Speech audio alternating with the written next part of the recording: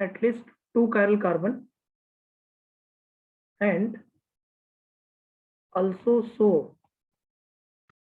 plane of symmetry या फिर centre of symmetry और centre of symmetry. A compound which have at least 2 chiral carbon,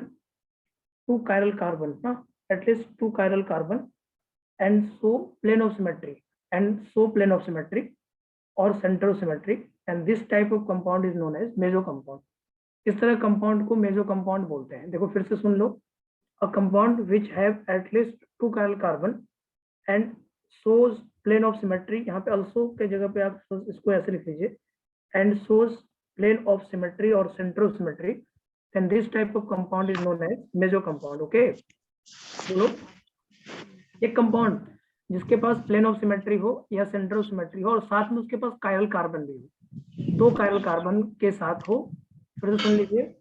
एक compound जिसके पास 2 chiral carbon हो और साथ ही साथ प्लेन ऑफ सिमेट्री हो, साथ ही साथ क्या हो, प्लेन ऑफ सिमेट्री हो या फिर सेंटर ऑफ सिमेट्री हो, ऐसा कंपाउंड क्या कहलाता है, मेसो कंपाउंड कहलाता है. ओके, एक एग्जांपल से इसको समझिएगा. बहुत इंपॉर्टेंट लाइन होता है यहाँ पे मेसो कंपाउंड के लिए. पूरी पॉइंट एकदम धीरे धीरे आ जाएगा और आपको समझ में भी आ जाएगा. देखो एक कंपाउंड मान लो ऐसा दिया हुआ है, ठीक है. यहाँ पे लिखा है COOH लिखा है, यहाँ पे H लिखा है, यहाँ पे OH लिखा है, यहाँ पे H लिखा है, यहाँ पे OH लिखा है और यहाँ पे COOH लिखा है. ओके, ये ऐसा कंपाउंड लिखा हुआ है. ओके बेटा, अब यहाँ पे देखो, यहाँ पे कायरल कार्बन कितना है, 2 कायरल कार्बन है ना. यहाँ पे कायरल कार्बन 2 है. ओके, और साथ ही साथ इसमें क्या दिख रहा है आपको, प्लेन ऑफ सिमेट्री दिख रहा है क्या. इसमें क्या दिख रहा है आपको, प्लेन ऑफ सिमेट्री. तो कायरल कार्बन हो और साथ में क्या हो, प्लेन ऑफ सिमेट्री हो, तो ऐसा कंपाउंड मेसो कंपाउंड होता है. कायरल कार्बन भी हो और साथ में क्या हो, प्लेन ऑफ सिमेट्री हो, ऐसा कंपाउंड मेसो कंपाउंड होता है. तो देखिए इस कंपाउंड को देखिए, अगर आप इस कंपाउंड को देखेंगे तो यहाँ पे देखिए कायरल कार्बन है, यहाँ पे कायरल कार्बन है और साथ में क्या है, प्लेन ऑफ सिमेट्री है. This compound is known as meso compound. Okay, yes sir. Compound क्या होता है, मेसो कंपाउंड होता है. ये बात समझ में आ रहा होगा, सिंपल सी बात है. Yes sir. अब एक बात और समझना है, जैसे मान लो ये दोनों कंपाउंड सिमेट्रिकल है. अगर आप देखोगे तो सिमेट्रिकल का मतलब ये है कि इस कायरल कार्बन पे ग्रुप जो लगा है और इस कायरल कार्बन पे जो ग्रुप लगा है वो सेम लगा हुआ है. ओके, तो यहाँ पे होगा क्या, अगर मान लो, अगर इसको हम देखेंगे कॉन्फ़िगरेशन वाइज देखें थोड़ा सा, अगर बच्चे यहाँ पे कॉन्फ़िगरेशन देखेंगे तो क्या आएगा, ऊपर वाले का कॉन्फ़िगरेशन क्या आएगा बेटा, तो 1 2, एक बार हम कॉन्फ़िगरेशन भी दिखा दें आप, 1 2 3 4. ओके, तो 1 2 3 4 के बेसिस पे ये कॉन्फ़िगरेशन आपका बनेगा. S तो R हो जाएगा, ये R बनेगा और ये तुम्हारा S बनेगा. आप चेक कर लो, तो ऊपर वाला R बनेगा और नीचे वाला S बनेगा. ओके, एक R है और एक S है, एक R है और एक S है. Okay, yes sir, yes sir. एक R और एक S. अब यहाँ पे देखो बेटा, अगर ऊपर वाला कायरल कार्बन उसको क्लॉकवाइज रोटेट करा रहा होगा और नीचे वाला कायरल कार्बन उसको कैसे रोटेट कराएगा, anti clockwise with same magnitude. Yes और नो. तो अगर आप देखो, अगर इस कंपाउंड को हम PPL से पास कराएंगे, इस कंपाउंड को अगर हम PPL से पास कराएंगे तो ये वाला कायरल कार्बन जो है, ये वाला जो कायरल कार्बन है वो रोटेशन दिखाएगा क्लॉकवाइज और ये वाला कायरल कार्बन जो है रोटेशन दिखाएगा एंटी क्लॉकवाइज. तो दोनों का जो ऑप्टिकल रोटेशन होगा वो सेम होगा, क्योंकि ग्रुप दोनों का सेम है, तो दोनों का ऑप्टिकल रोटेशन क्या होगा बेटा, सेम होगा.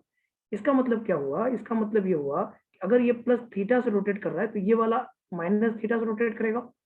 यस और नो. Yes sir. ये बात समझ में आ रहा है, क्योंकि कायरल कार्बन पे ये वाला जो कार्बन है, अगर वो प्लस थीटा से रोटेट कर रहा है तो ये वाला कार्बन माइनस थीटा से रोटेट करेगा. सर ये थोड़ा फिर समझा दीजिए. हाँ फिर समझा देते हैं. देखो मैं ये बोल रहा हूँ, ये कार्बन जो है और ये कार्बन जो है, इन दोनों पे ग्रुप सिमिलर है ना. यस और नो. ये सर ग्रुप तो सिमिलर है. दोनों ग्रुप सिमिलर है. अब यहाँ पे अगर मान लो इसको PPL से पास कराओ, इसका कॉन्फ़िगरेशन R आ रहा है, इसका S आ रहा है. ऊपर वाले का R है और नीचे वाले का S है, तो इसका मतलब हुआ ये जो कायरल कार्बन है ये PPL के थ्रू अगर रोटेट कराओगे, अगर ये क्लॉकवाइज घूमेगा तो नीचे वाला कार्बन किधर घूमेगा, एंटी क्लॉकवाइज. तो अगर ये क्लॉकवाइज घूमेगा तो अगर इसका ऑप्टिकल रोटेशन प्लस थीटा है मान लो, इसका ऑप्टिकल रोटेशन क्या आएगा, माइनस थीटा आएगा. यस सर, ठीक है. तो नेट ऑप्टिकल रोटेशन यहाँ पे क्या आ जाएगा, 0. अगर हम नेट ऑप्टिकल रोटेशन बोलेंगे तो थीटा माइनस थीटा ये 0 हो जाएगा। नेट ऑप्टिकल रोटेशन आपको 0 दिखाई देगा। क्यों? क्योंकि एक ऊपर वाला जो है क्लॉकवाइज रोटेशन दिखाएगा, तो नीचे वाला क्या दिखाएगा? एंटी क्लॉकवाइज रोटेशन दिखाएगा। इसलिए नेट ऑप्टिकल रोटेशन क्या होगा? 0। और अगर नेट ऑप्टिकल रोटेशन 0 हुआ तो मेजो कंपाउंड कैसे होंगे? ऑप्टिकली एक्टिव होंगे या इनएक्टिव होंगे?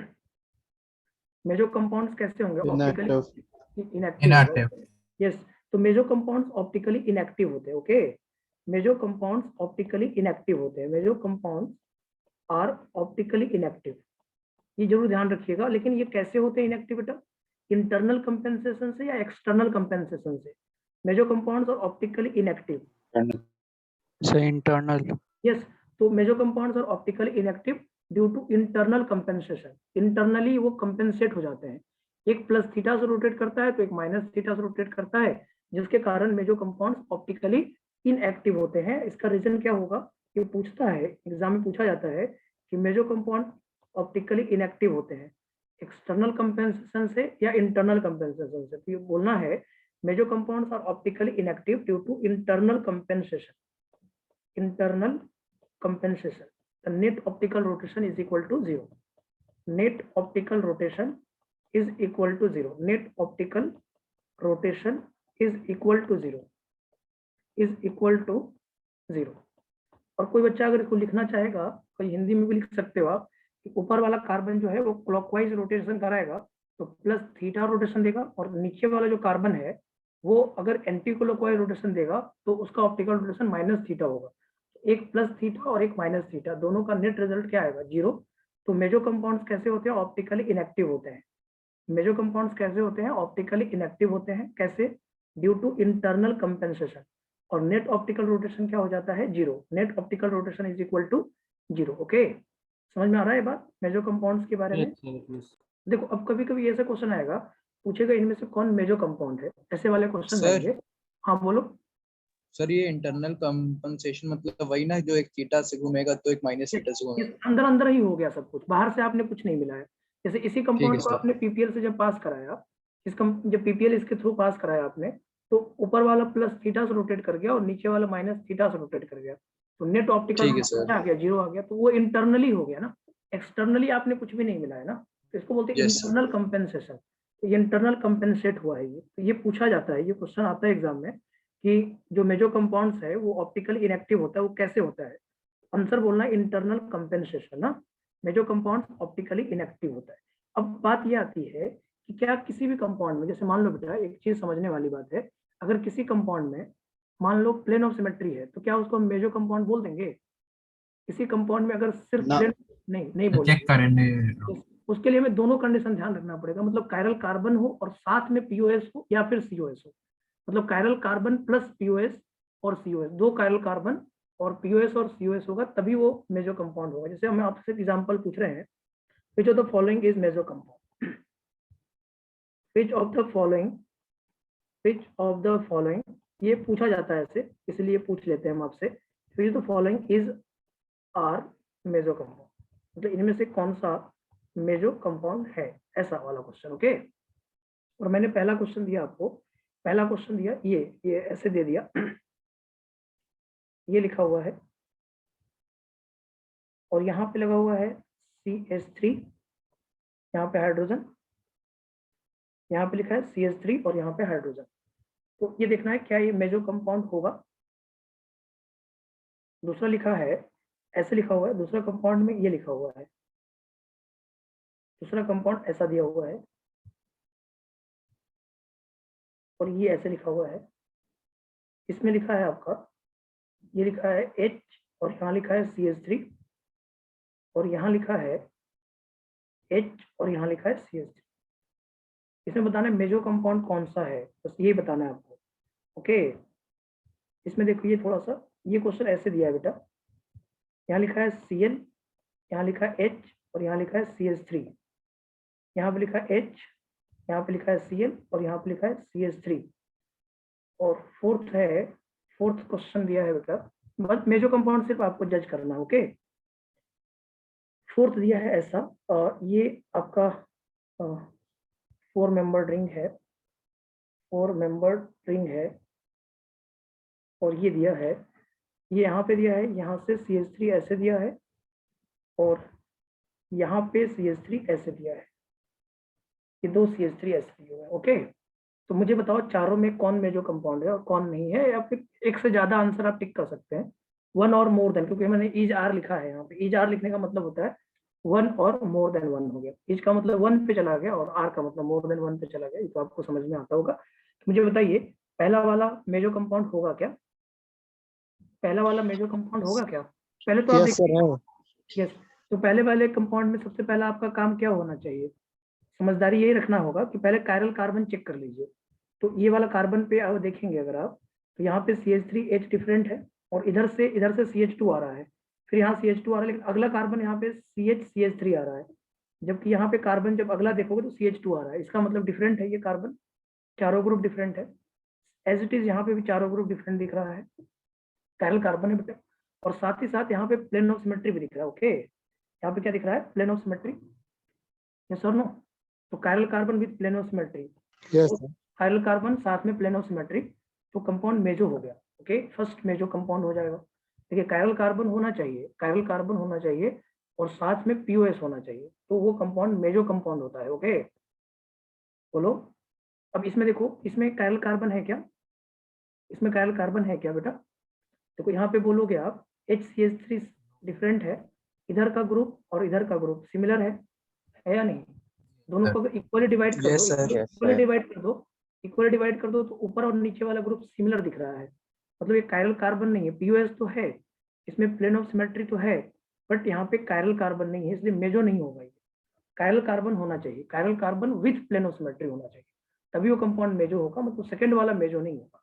ओके, थर्ड वाले में देखो, थर्ड वाले में तुम्हें क्या दिक्कत आएगी? थर्ड वाले में आपको यहाँ पे POS दिखेगा नहीं, दिख नहीं रहा है ना, तो या तो फिर हम इसको वेज डैश में कन्वर्ट करें, एक तरीका ये होगा। दूसरा तरीका क्या होना चाहिए आपके हिसाब से? दूसरा तरीका क्या? यहाँ पे कायरल कार्बन तो है, इंटरचेंज करके देखेंगे। इंटरचेंज करके एक तो वो दो तरीका चेंज देखें। करें तो हाँ, रोटेशन भी नहीं चेंज हो। यस, इंटरचेंज करके देखें, या फिर हम कॉन्फ़िगरेशन निकाल लें।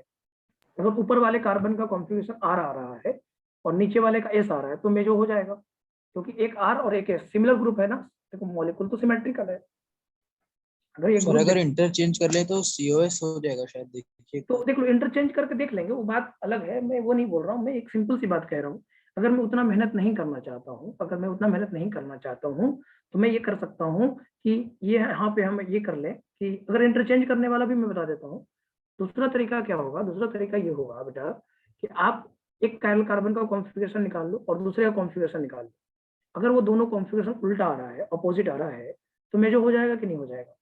क्योंकि Yes, ग्रुप sir. तो सिमिलर है ना, हर एक कार्बन पे दोनों ग्रुप सिमिलर है। अगर डिफरेंट होगा तब तो कोई बात नहीं है, तब तो मेजो नहीं होगा। अगर इस कार्बन पे और इस कार्बन पे ग्रुप डिफरेंट हुआ तो कभी मेजो होगा वो?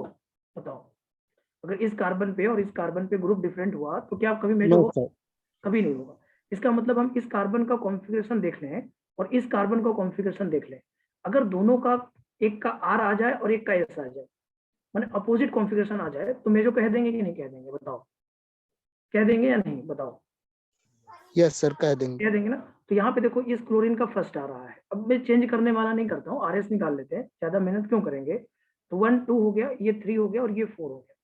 इस बेसिस पे अगर 1 2 3 4 के बेसिस पे हम कैलकुलेशन देखेंगे, तो मुझे ये दिखेगा कि ये वाला कैसे घूम रहा है एंटी क्लॉकवाइज, तो एस आर हो जाएगा, ये आर हो जाएगा। ओके, यहाँ आर हो गया। अब ये देखो, ये 1 हो गया, ऊपर वाला 2 और नीचे वाला 3 और ये वाला 4 हो गया। अब यहाँ पे अगर हम देखेंगे बेटा, यहाँ पे जब हम देखेंगे तो इसका कॉन्फ़िगरेशन क्या आ रहा है? एस है, और ये फिर से चेंज होकर आर है। तो बेटा ये समझ में आया कि दोनों कॉन्फ़िगरेशन आर आर है, मतलब अगर एक क्लॉकवाइज रोटेट करेगा तो दूसरा भी क्लॉकवाइज रोटेट करेगा, तो क्या नेट ऑप्टिकल रोटेशन 0 आ पाएगा? नहीं सर। नहीं सर, नहीं इसका आएगा। मतलब ये मेजो नहीं होगा ना। तो इंटरचेंज करने से भी आप देख सकते हो, एक बार मैं आपको इंटरचेंज करके भी दिखा देता हूँ। सही बच्चे एक बार इंटरचेंज करके देखेंगे इसको, सही बच्चे एक बार इंटरचेंज वाला भी देखें। जैसे मैं क्या करता हूँ, दो दो ग्रुप को चेंज करता हूँ। मैं CH3 को ऊपर ले लेता हूँ, मैं CH3 को ऊपर ले लेता हूँ, Cl नीचे आएगा और H को चेंज कर देता हूँ। तो बेटा मैं Cl को यहाँ, H को यहाँ कर देता हूँ। ओके, पहला चेंज समझ में आ गया होगा। अब यहाँ पे CH3 तो ठीक ही है, ये वाला नीचे वाला ठीक है ना, नीचे वाला ठीक दिख रहा है HCl। अब देखो यहाँ पे POS दिख रहा है तुमको? क्या यहाँ पे POS दिख रहा है? बच्चे एक बच्चे ने कहा कि सर, बच्चे ने कहा मुझे कि सर यहाँ पे सेंटर ऑफ सिमेट्री दिख रहा है। सेंटर ऑफ सिमेट्री कभी भी देखना होगा बेटा आपको, एक चीज जरूर ध्यान रखना, सेंटर ऑफ सिमेट्री देखने के लिए वेज डैश बनाना पड़ेगा। विदाउट आप फिशर में कभी सेंटर ऑफ सिमेट्री मत देख लेना, क्योंकि 2D में लिखा हुआ है। सेंटर ऑफ सिमेट्री के लिए वेज डैश बनाना पड़ेगा। तो इसका वेज डैश जब बनाओगे ना, तो दोनों क्लोरीन एक ही साइड से आएगा और दोनों हाइड्रोजन भी एक ही साइड से आएगा। तो कैसे हो गया सेंटर ऑफ सिमेट्री, बोलो? जब आप इसका वेज डैश बनाओगे, तो दोनों क्लोरीन जो होगा ना सेम साइड से आएगा। नहीं दिखेगा सर। सर हम बोल रहे थे एक बार बना के देख लेने के लिए। बना के देख लेंगे, समझ में आ रहा है? ये बना के देखेंगे या नहीं देखेंगे, बताओ। यस सर, हाँ देख लिया, बना दिए।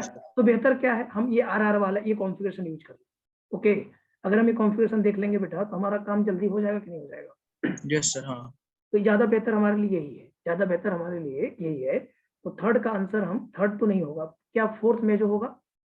क्या फोर्थ मेजो कंपाउंड होगा बेटा? हाँ sir. Yes sir, Yes, fourth sir. हो रहा है।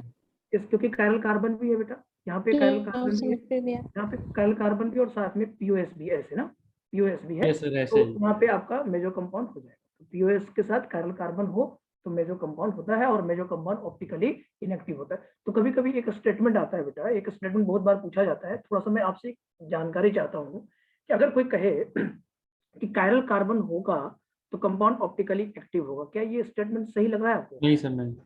हाँ, अगर ऐसा बोले कायरल मॉलिक्यूल है तो कंपाउंड ऑप्टिकली एक्टिव होगा, तो ये सही स्टेटमेंट है। यस सर, नहीं, yes. Chiral molecule optically active होता है, तो ऑप्टिकल एक्टिव के लिए क्या कायरल कार्बन होना जरूरी है? क्या, मैं एक छोटा सा क्वेश्चन पूछ रहा हूँ, क्या ऑप्टिकल एक्टिविटी के लिए कायरल कार्बन होना जरूरी है? Yes, sir.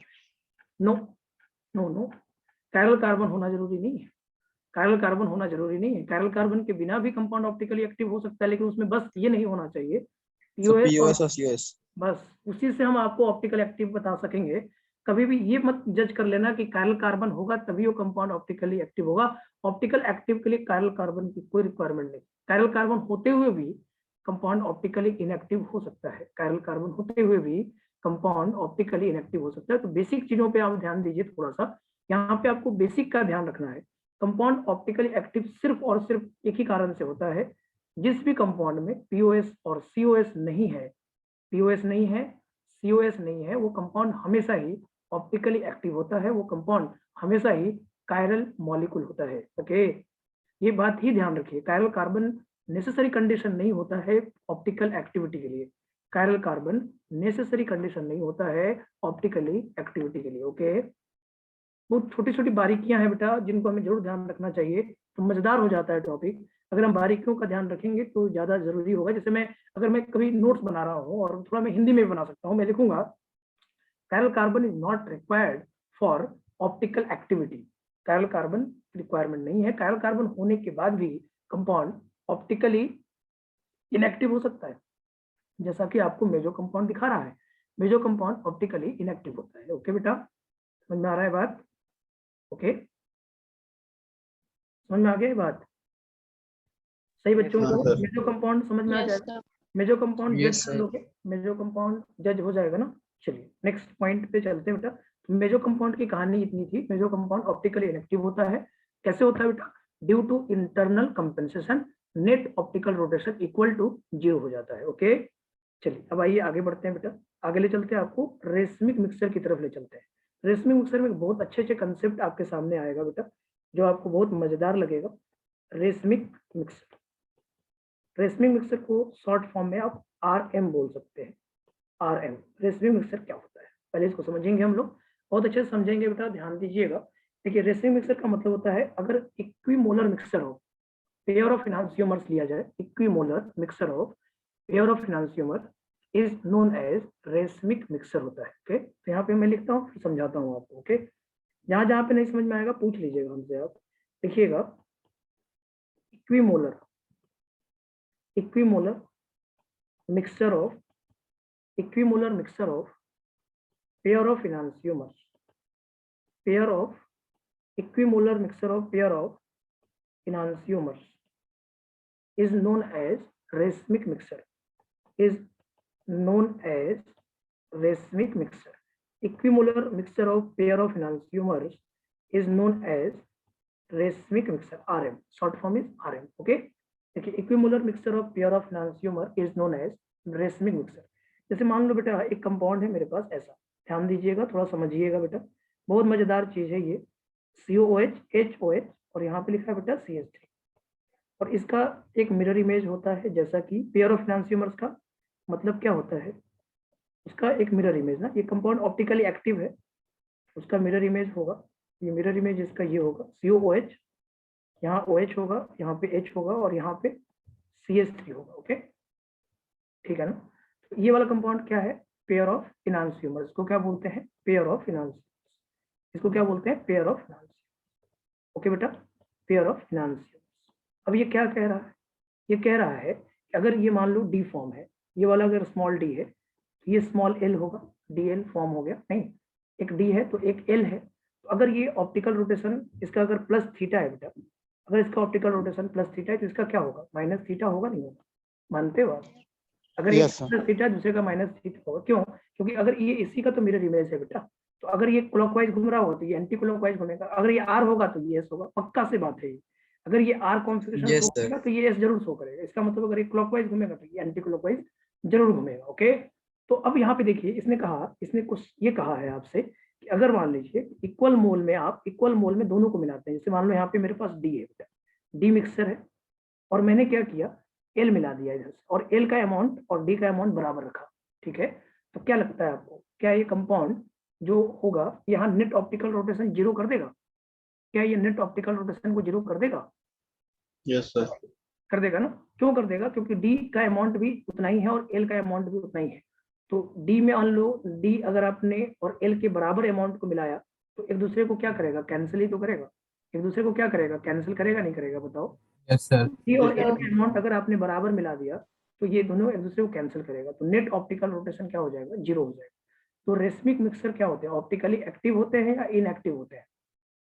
बताइए, रेसमिक मिक्सर क्या होता है? Inactive. Yes, racemic mixtures are optically inactive, लेकिन ये कैसे, इंटरनली होता है या एक्सटर्नल होता है? External sir.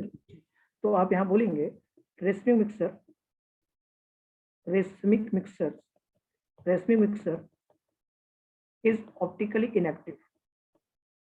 Racemic mixer is optically inactive. Racemic mixer is optically inactive. Racemic mixer is optically inactive due to external compensation. जैसे ये भी बहुत बार पूछता है कि racemic mixer optically inactive होता है due to internal और external. तो due to external compensation. Due to external compensation. Due to external compensation, the net optical rotation is zero. Net optical rotation is zero. Net optical rotation is zero. तो racemic mixer क्या होते हैं बेटा, optically inactive होते हैं। तो racemic mixer बनता कैसे है, जब हम इक्वल अमाउंट में पेयर ऑफ एनांसियोमर्स को मिलाते हैं। Equimolar mixer of pair of enantiomer is known as optically racemic mixer. Equimolar, equimolar का मतलब क्या है, दोनों का अमाउंट बराबर बराबर। अगर मैंने डी ज्यादा मिला दिया तो फिर से वो रेसमिक मिक्सर नहीं बन पाएगा ना, क्योंकि उसके कारण क्या दिखाई देगा, उसके कारण तुम्हें ऑप्टिकल आइसोमेरिज्म दिखाई देगा। थोड़ा सा ज्यादा मिला दोगे ऑप्टिकल आइसोमेरिज्म दिखाई देगा कि नहीं देगा? तो मैं वही बोल रहा हूँ कि equimolar mixer of pair of enantiomers is known as racemic mixer. Equimolar mixer of pair of enantiomers is known as racemic mixture. और मैंने बोला कि रेसमिक मिक्सर क्या होता है, ऑप्टिकली इनएक्टिव होता है due to external compensation. The net optical rotation is zero. Okay, बोलिए, समझ में आ रहा है? सर Yes, ये sir. एक्सटर्नल कंपनसेशन इसलिए क्योंकि हम लोग मिला रहे हैं यस, इक्विवेलेंट हम लोग मिला रहे हैं। ओके, यही बात है कि हमने डी लिया है और हमने एल बाहर से मिलाया है, क्योंकि डी उसी में नहीं था ना, उसी में एक दूसरे से मिलके कंपेंसेट नहीं हुआ है। एक ही कंपाउंड नहीं, वो दो कंपाउंड है। एक डी फॉर्म लिया मैंने, एक कंटेनर में डी लिया और बाहर से हमने एल मिलाया, उतना ही अमाउंट। जैसे एक डी लिया और बाहर से एल मिलाया, उतना ही अमाउंट मिलाया, तो इसका मतलब वो एक्सटर्नली हुआ ना, इंटरनली नहीं हुआ। हाँ सर इसका ठीक नाम एक्सटर्नल कंपेंसेशन है। तो रेसमिक मिक्सर ऑप्टिकली इनएक्टिव होता है ड्यू टू एक्सटर्नल कंपेंसेशन, और नेट ऑप्टिकल रोटेशन क्या होता है, जीरो होता है। नेट ऑप्टिकल रोटेशन क्या होगा, जीरो होगा। तो यहाँ पे आप बोलिएगा एक्सटर्नल कंपेंसेशन। क्या बोलिएगा, external compensation is very important part. अब आपके दिमाग में एक बात चल रहा होगा, आपके दिमाग में जरूर एक बात चल रहा होगा कि सर अगर मान लीजिए सर कम और ज्यादा मिलाते तो सर क्या होता? दिमाग चल रहा है, नहीं चल रहा है? बच्चों को चलता ही दिमाग एक्टिव हो जाता है। यस, ऑप्टिकली एक्टिव हो जाता है। यस, तब वो ऑप्टिकल एक्टिव हो जाता है। और उस ऑप्टिकल एक्टिव के साथ कुछ बातें मुझे और करनी है आपसे। उस ऑप्टिकल एक्टिविटी के साथ मुझे थोड़ी सी बातें आपसे और करनी है, और ये मजेदार होगा आपके लिए, बहुत समझदारी वाली बात होगी यहाँ पे, और काफी मजा आएगा आपको यहाँ पे। सुनिएगा आप एक बार। जैसे मैंने बोला कि रेसिम मिक्सर तो इक्वल अमाउंट में मिलाने से होता है। अगर मैं अनइक्वल अमाउंट में मिलाऊंगा, अनइक्वल अमाउंट में मिलाएंगे तो उसके कारण ऑप्टिकल प्योरिटी दिखेगा। ये इम्प्योर हो गया, ये क्या है, ऑप्टिकली इम्प्योर है, खत्म, कहानी खत्म हो गई। रेसिम मिक्सर क्या होता है, ऑप्टिकली इम्प्योर होता है। ये प्योर तो नहीं है ना, प्योर कहाँ रहा, इम्प्योर हो गया ना, है या नहीं? इसको बोलेंगे ऑप्टिकल इम्प्योर। अगर ज्यादा और कम मिलाएंगे तो उससे क्या दिखेगा आपको, ऑप्टिकल प्योरिटी दिखेगा। क्या दिखेगा, ऑप्टिकल प्योरिटी। एक बार हम हेडिंग करेंगे बेटा, इनांसियोमेरिक एक्सेस और ऑप्टिकल प्योरिटी। हेडिंग करते हैं, समझाएंगे अभी आपको हम, और उसके फॉर्मूलाज भी आएंगे आपके सामने और मजेदार होगा। देखिए अगला हेडिंग करते हैं। तो रेसिम मिक्सर समझ में आ गया। रेसिम मिक्सर का मतलब पेयर ऑफ इनांसियोमर्स को इक्वल अमाउंट में मिलाना। ओके, पेयर ऑफ इनांसियोमर्स को इक्वल अमाउंट में मिलाना रेसिम मिक्सर होता है, और रेसिम मिक्सर ऑप्टिकली इनएक्टिव होता है। Okay, clear? चलिए अब आइए मेरे साथ, बड़े मजेदार चीज अभी आने वाला है आपके पास, बहुत मजा आएगा आपको, और यहाँ पे बहुत ध्यान से सुनिएगा। परसेंटेज इनांसियोमेरिक एक्सेस, और एकदम समझ में आएगा आपको, कहीं टेंशन की कोई बात नहीं। परसेंटेज इनांसियोमेरिक एक्सेस, और इसी को हम एक और नाम जानते हैं, परसेंटेज इनांसियोमेरिक एक्सेस। एक सेकंड रुकिएगा। परसेंटेज इनांसियोमेरिक एक्सेस और परसेंटेज ऑप्टिकल प्योरिटी, और परसेंटेज ऑप्टिकल प्योरिटी। मेरे साथ बने रहिएगा, ध्यान दीजिएगा बेटा। और यहाँ से आपको बहुत सारे क्वेश्चंस मिलेंगे। देखो अपने मॉड्यूल में तो कम दिया है, लेकिन रेजोनेंस वगैरह एग्जाम में खूब आता है। रेजोनेंस के एग्जाम में आएगा, आपके डीपीपी में भी क्वेश्चन मिलेगा इसके। परसेंटेज इनांसियोमेरिक एक्सेस और परसेंटेज ऑप्टिकल प्योरिटी। अगर आप मान लीजिए कम ज्यादा मिलाइएगा तो इस तरह की कोई बातें तो आएगी ही आएगी। जैसे मान लीजिए मैं टेबल से समझाता हूँ आपको। ओके, जैसे यहाँ पे देखिए एक डी है आपके पास। ओके, यहाँ पे आपके पास एल है, डी है, एल है, और मैं इधर क्या लिख रहा हूँ, अब अपने हिसाब से समझ के बताइएगा मुझे। इधर लिख रहा हूँ percentage enantiomeric excess, enantiomeric excess. Okay, और इधर मैं लिख रहा हूँ racemic mixture percentage, racemic mixture percentage, racemic mixture लिख लो, percentage RM. Okay, percentage RM. और इधर मैं लिख रहा हूँ रोटेशन, ऑप्टिकल रोटेशन। इधर क्या मैं लिख रहा हूँ, ऑप्टिकल रोटेशन। चलिए एक बार हम टेबल को देखते हैं, समझने की कोशिश करेंगे। टेबल को एक बार हमने एज्यूम करेंगे, समझेंगे तो आपको समझ में खूब आएगा। यहाँ पे अगर मान लीजिए बेटा मैंने डी 100% लिया, अगर मैंने डी पूरा 100% लिया, एल नहीं लिया, 0 लिया, तो क्या स्थिति बनेगी? अगर डी 100% है बेटा, डी पूरा 100% है, ओके, और मैंने एल नहीं लिया, एल 0 लिया, तो इसमें इनांसियोमेरिक क्या होगा, इनांसियोमर्स पूरा 100% होगा।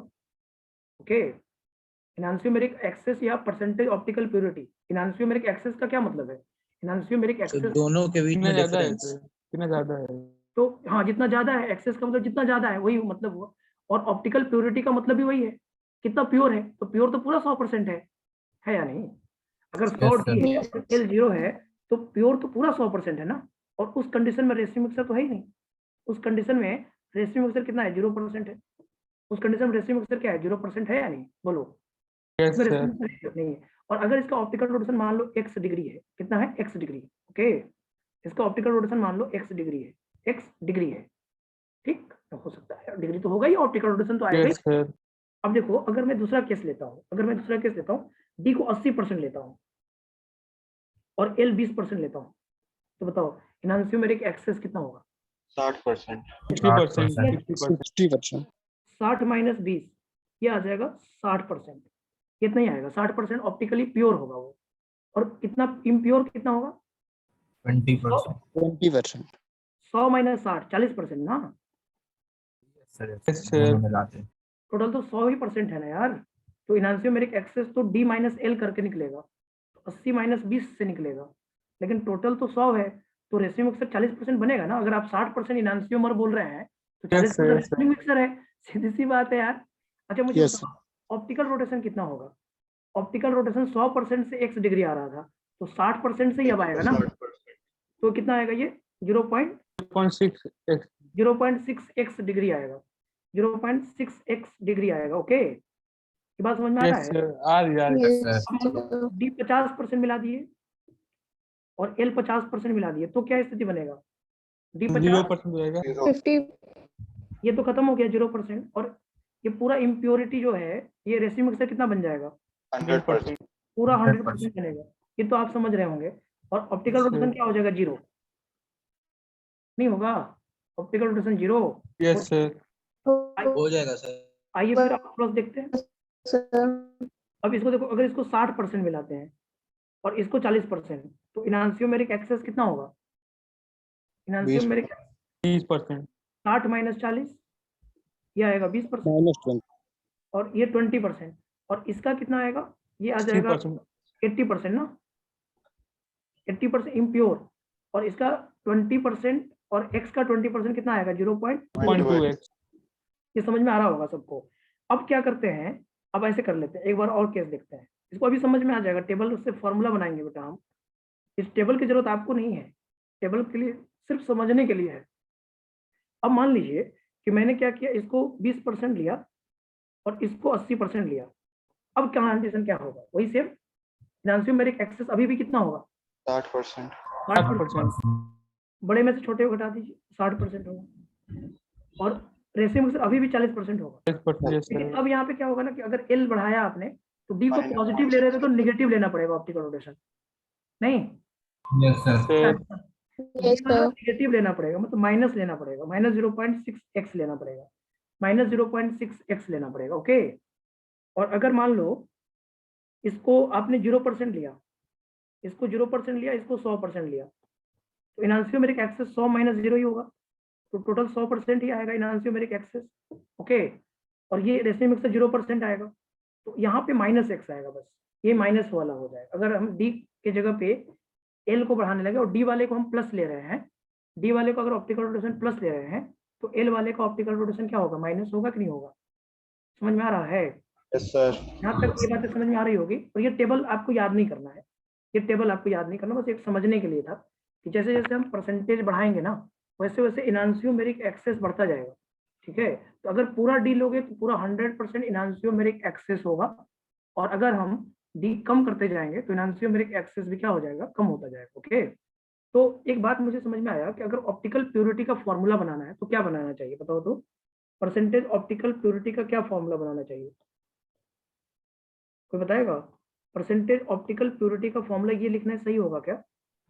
Observed optical rotation of mixture, यहाँ लिखना चाहिए observed optical rotation, observed optical rotation of mixture, observed optical, एक बार आप इसको वेरीफाई करके बताइएगा मुझे।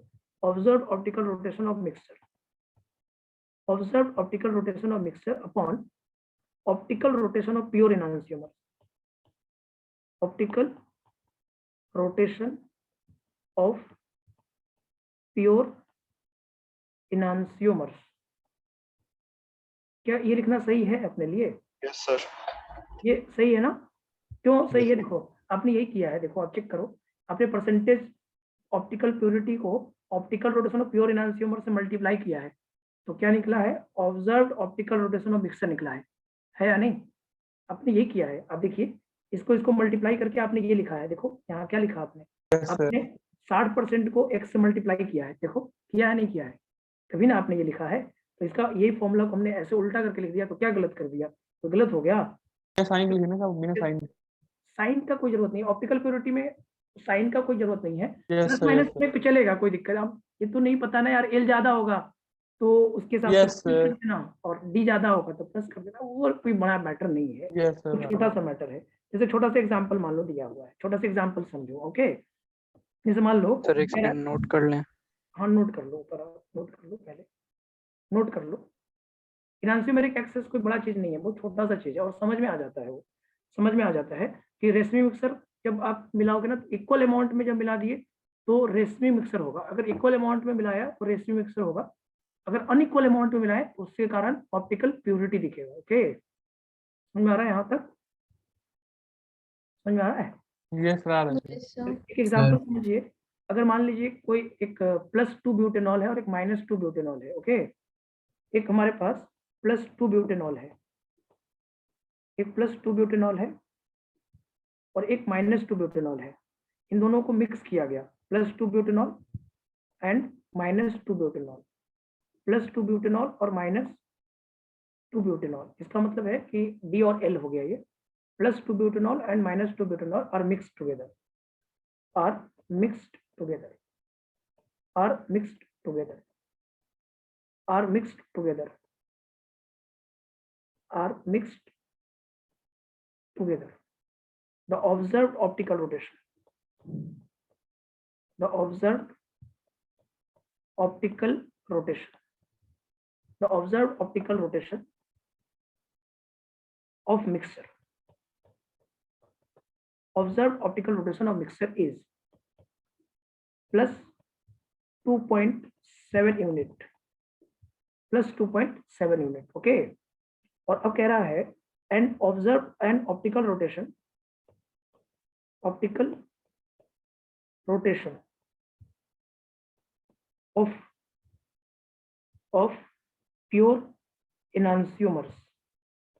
pure enantiomers is plus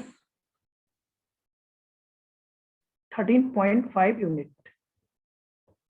तो पूछ रहा है परसेंटेज ऑप्टिकल प्योरिटी कितना है, परसेंटेज ऑप्टिकल प्योरिटी इज, क्या कहेंगे आप? Percentage optical purity is 2.7 divided by 13.5. 2.7 divided by 13.5 multiplied by 100, वही परसेंटेज ऑप्टिकल प्योरिटी हो जाएगा। क्योंकि आप यही नहीं कहोगे 13.5 into percentage optical purity equal to 2.7, यही तो आप कर रहे थे ऊपर वाले टेबल में, यही कर ही रहे थे। तो आप यहाँ पे सीधे लगा देंगे formula, percentage optical purity, percentage optical purity is equal two plus 2.7 upon में 13.5 और मल्टीप्लाइड बाई 100। ये कितना आ जाएगा? 20% 20% आ जाएगा, प्लस 2.7 बाई 13.5 इंटू 100। अच्छा एक बात मुझे और बताओ, अगर परसेंटेज ऑप्टिकल प्योरिटी को और क्या लिख सकते हैं, और तरीके से क्या लिख सकते हैं? ये तो ये रोटेशन के तरीके से हो गया, और दूसरे तरीके से क्या लिखेंगे? डी और एल के फॉर्म से क्या लिखेंगे बताओगे? Percentage So D minus percentage. concentration. हाँ कंसंट्रेशन लिख सकते हैं, मतलब D minus L by D plus L into 100 लिख देंगे क्या? ये लिख सकते हैं। हाँ ये सर। देखो, इसको आप Yes, sir. लिख लो, percentage optical purity, percentage optical purity, percentage optical purity और परसेंटेज इनांसियोमेरिक एक्सेस, इसको हम क्या ऐसा भी लिख सकते हैं क्या? डी माइनस एल और divided by D plus L, और इसका मॉड ले लें Yes, sir. और मल्टीप्लाइड बाई 100 कर Into सकते हैं। 100. 100 कर सकते हैं ना, ये भी कर सकते हैं ना, मतलब दोनों Yes. फॉर्मूला हमारे, अगर रोटेशन के टर्म में दिया है, अगर मान लो आपके ऑप्टिकल रोटेशन के टर्म में दिया है तो ये वो कर लेंगे, और अगर अमाउंट दिया है तो ये कर लेंगे। नहीं लगता आपको? दोनों तरीका सही है कि नहीं? सही सर। दोनों तरीका सही है ना, क्योंकि देखो अगर मान लो अमाउंट दिया है, मान लो कंसंट्रेशन दिया है, डी का कंसंट्रेशन दिया है मान लो 10 और एल का कंसंट्रेशन दिया है 5, तो 10 माइनस 5 और 10 प्लस 5 मल्टीप्लाइड बाय 100, यही करोगे ना?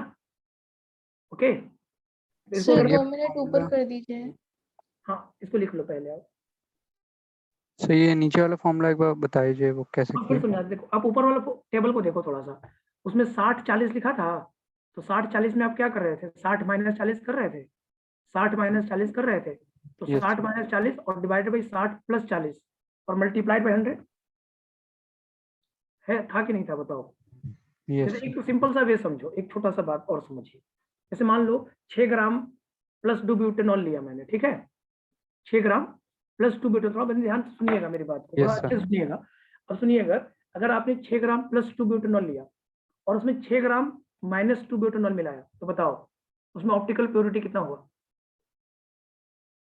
कितना हुआ? 6 ग्राम प्लस 2 ब्यूटेनॉल और उसमें 6 ग्राम माइनस 2 ब्यूटेनॉल मिलाया, तो ऑप्टिकल प्योरिटी कितना सर हुआ? जीरो जीरो ये 6 को कैंसिल कर दिया, अमाउंट बराबर, खत्म, कहानी खत्म। ओके और अगर मान लो मैंने बोला कि 6 ग्राम प्लस 2 ब्यूटेनॉल मिलाया, 6 ग्राम डी मिलाया आपने और 4 ग्राम एल मिलाया, तो ऑप्टिकल प्योरिटी कितना होगा? तो क्या बोलोगे? कितना परसेंट होगा? 20%. 20%. कैसे किया आपने? कैसे किया? D 6 minus minus 4, minus 4 upon 6 plus 4 into 100। और वही तो फॉर्मूला हमने लिखा है, ये जो फॉर्मूला लिखा है हमने, 6 माइनस 4 बटे 6 प्लस 4 मल्टीप्लाइड बाय 100, तो 20% हो गया। आपने जो बोला वही तो लिखा हमने, कि देखिए आप 6, आपने बोला कि 6 ग्राम है और 6 ग्राम के साथ 6 ग्राम मिला दिया जाए तो 0 हो गया ऑप्टिकल प्योरिटी। 6 ग्राम के साथ 4 ग्राम मिलाया जाए तो ऑप्टिकल प्योरिटी की परसेंटेज में कितना होगा? परसेंटेज कैसे निकालते हैं? परसेंटेज निकालने का तरीका ही होता है, जो बड़ा अमाउंट है और उसमें छोटे अमाउंट घटा दो, 6 - 4 डिवाइड करो 6 + 4 मल्टीप्लाइड बाय 100 टोटल अमाउंट, और difference in amount upon total amount multiplied by 100, यही तो होता है। यही Yes, तो sir, होता है। तो Yes. D - L के जगह पे आप अगर D - L का मतलब ये है कि अगर मान लो कंसंट्रेशन गिवन है तो क्या करोगे? M D का कंसंट्रेशन माइनस L का कंसंट्रेशन अपॉन D का कंसंट्रेशन और प्लस L का कंसंट्रेशन और multiplied by 100 in term of concentration लिख सकते हैं। M क्या है? M is the concentration. M क्या है? कंसंट्रेशन है। ओके, अगर N के मोल के टर्म में दिया है तो क्या करोगे? D का मोल, L का मोल, और फिर क्या करोगे? D का मोल प्लस L का मोल मल्टीप्लाइड पे क्या करोगे? 100। ये भी तो कर सकते हैं। अगर मोल के टर्म में दिया है, N क्या है? मोल है। अगर वेट के टर्म में दिया है तो क्या करोगे? WD माइनस WL डिवाइड क्या करोगे? WD प्लस WL और मल्टीप्लाइड क्या करोगे? 100। है या नहीं? यही तो होता है बेटा, यही तो है। तो ये देखो किताबों में ये सब नहीं मिलेगा आपको, किताब में पढ़िएगा नहीं मिलेगा। हाँ, ये कुछ कोटा के नोट्स में मिल जाएगा आपको, कोटा के नोट्स में एक मिलेगा आपको। तो लोग बताते हैं तो हम भी सोचे आपको बता दें। तो D-L/D+L × 100 परसेंटेज ऑप्टिकल प्योरिटी और परसेंटेज इनहांसियोमेरिक एक्सेस जो आपने किया। जैसे कंसंट्रेशन दिया है, जैसे मान लो कहा कि 10 मोल पर लीटर एक D है और उसमें 8 मोल पर लीटर हमने L मिलाया, तो इसका मतलब उसका परसेंटेज ऑप्टिकल प्योरिटी 8 के तो खत्म हो गया। 8 खत्म तो 2 बचा, 2 के कारण ऑप्टिकल प्योरिटी दिखेगा नहीं दिखेगा, तो 2/10 मल्टीप्लाइड 100 खत्म। यही ना, 2/18 सॉरी 2/18 मल्टीप्लाइड 100 ऐसे ऐसे कर लोगे। समझ में आया? तो ये जो है ना, ये कंसंट्रेशन के टर्म में भी आप ले सकते हो, मोल के टर्म में भी ले सकते हो और वेट के टर्म में भी ले सकते हो। किसी के टर्म में जो दिया है वैसे ले सकते हो। आप वॉल्यूम के टर्म में भी ले सकते हो। आप वॉल्यूम के टर्म में भी ले सकते हो। 10 ml और 8 ml मिलाए तो 10 ml और 8 ml, तो डिफरेंस 2 ml और डिवाइडेड बाई 10 + 8 18 मल्टीप्लाइड बाई 100 ऐसे कुछ भी रहेगा ना, तो इसको आप लिख सकते हो D-L/D+L × 100 ऑप्टिकल प्योरिटी। और दूसरा, अगर ऑप्टिकल रोटेशन दिया हुआ है तो observed optical rotation of mixture upon में optical rotation of pure enantiomer multiplied by 100। ये जो फॉर्मूला हमने लिखा है बेटा वो टेबल से लिखा है, अपने तरीके से नहीं लिखा है मैंने। टेबल में आपने जो किया हमने वो लिख दिया, आपने यही किया था हमने वही लिख दिया। अब ये क्वेश्चन आपके मॉड्यूल में मिलेगा, देखो ऐसे इस क्वेश्चन को बनाओ। कह रहा है कि 6 ग्राम है, 6 ग्राम प्लस 2 ब्यूटेनॉल है, प्लस 2 ब्यूटेनॉल है, 6 gram plus 2 butanol is mixed with 4 gram minus 2 butanol. देखो एक 6 ग्राम और 4 ग्राम मिक्स किया गया, और यहाँ पे कह रहा है एंड ऑप्टिकल रोटेशन, यहाँ पे लिखा है and optical rotation of pure plus 2 butanol, pure plus 2 butanol is 13.5 unit ले लो, 13.5 then find percentage enantiomeric axis, percentage enantiomeric axis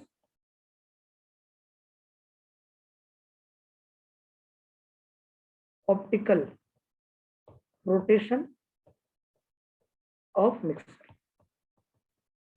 ये करा क्वेश्चन, बनाओ तो थोड़ा। 0.2 रहेगा फिर 2.7 डिग्री हाँ वही आ जाएगा, मतलब आप पहले तो enantiomeric axis निकाल लीजिए मल्टीप्लाई कर देंगे। बस, और enantiomeric axis को मल्टीप्लाई करके 13.5 से, तो आ जाएगा observe optical rotation of mixer. ये आपके क्वेश्चन मॉड्यूल में है, सेम क्वेश्चन ही है, सेम एडिशन डेटा भी मुझे लगता है सेम ही लिखा गया होगा। 6 ग्राम और 4 ग्राम, तो 6 ग्राम और 4 ग्राम से आप यहाँ लिखाइएगा। सॉल्यूशन कैसे होगा? देखो फॉर्मूला याद कर लो, दोनों से काम हो जाएगा, आपको और ज़्यादा मेहनत नहीं करना है, ज़्यादा मेहनत मत करो, आराम से हो जाएगा। परसेंटेज enantiomeric axis और percentage optical purity, percentage enantiomeric axis और percentage optical purity कितना आया ये 6 - 4 और बटे में 6 + 4 और मल्टीप्लाइड बाई 100, तो ये 2/10 मल्टीप्लाइड बाई 100 ये आ जाएगा 20%। और अब कह रहा है observe optical rotation, observe optical rotation of mixture is equal to plus 13.5 unit multiplied by 20%. So it is equal to 13.5 और बटे में 5, तो 2.7 यूनिट। और यहाँ पे प्लस में ही आएगा क्योंकि इनहांसियोमेरिक वाला 13.5 प्लस में दिया हुआ है, देखो प्लस 13.5 दिया है, यहाँ पे प्लस 13.5 दिया है, तो ये भी प्लस 2.7 ही आएगा, प्लस 2.7 यूनिट आएगा। चेक करिए यहाँ ये प्लस माइनस कोई डायरेक्शन स्पेसिफिक देखो, इंडिकेट प्लस माइनस देखो इनहांसियोमेरिक एक्सेस में तो प्लस माइनस का कोई मतलब नहीं है, ऑप्टिकल रोटेशन में प्लस माइनस का लफड़ा है ना, क्योंकि इसमें तो मॉड लेके बनाना है आपको, इसमें तो आपको प्लस माइनस नहीं लिखना है, इसमें तो आपको मॉड लेकर ही बनाना है, तो इसका तो टेंशन नहीं है अपने को। प्लस माइनस का टेंशन है, प्लस वाला ज्यादा है थोड़ी, तो नहीं उसमें वो भी प्लस वाला ज्यादा है, उसके बेसिस पे ये प्लस होगा, और माइनस वाला ज्यादा होता है तो माइनस हो जाता है। लेकिन अब यहाँ पे देखो, यहाँ पे दूसरा समस्या क्या था कि यहाँ पे देखो ऑप्टिकल रोटेशन दिया है प्लस 13.5, तो मिक्सर का प्लस में ही आएगा, माइनस थोड़ी हो जाएगा, ये प्लस दिया है ना। हाँ, अब यहाँ पे प्लस दिया है तो डी का दिया है प्लस, और अगर तुम्हारा यहाँ पे ये 4 ग्राम होता और ये 6 ग्राम होता, मान लो ये 4 ग्राम होता और ये 6 ग्राम होता, तो माइनस आंसर होता। नहीं, एक को डी का दिया है ना, प्लस लिखा है ना, देखो प्लस 2 बुटानोल 13.5, इसका मतलब डी वाले का दिया है प्लस 13.5, अगर एल अमाउंट ज्यादा होता तो माइनस में आंसर होता।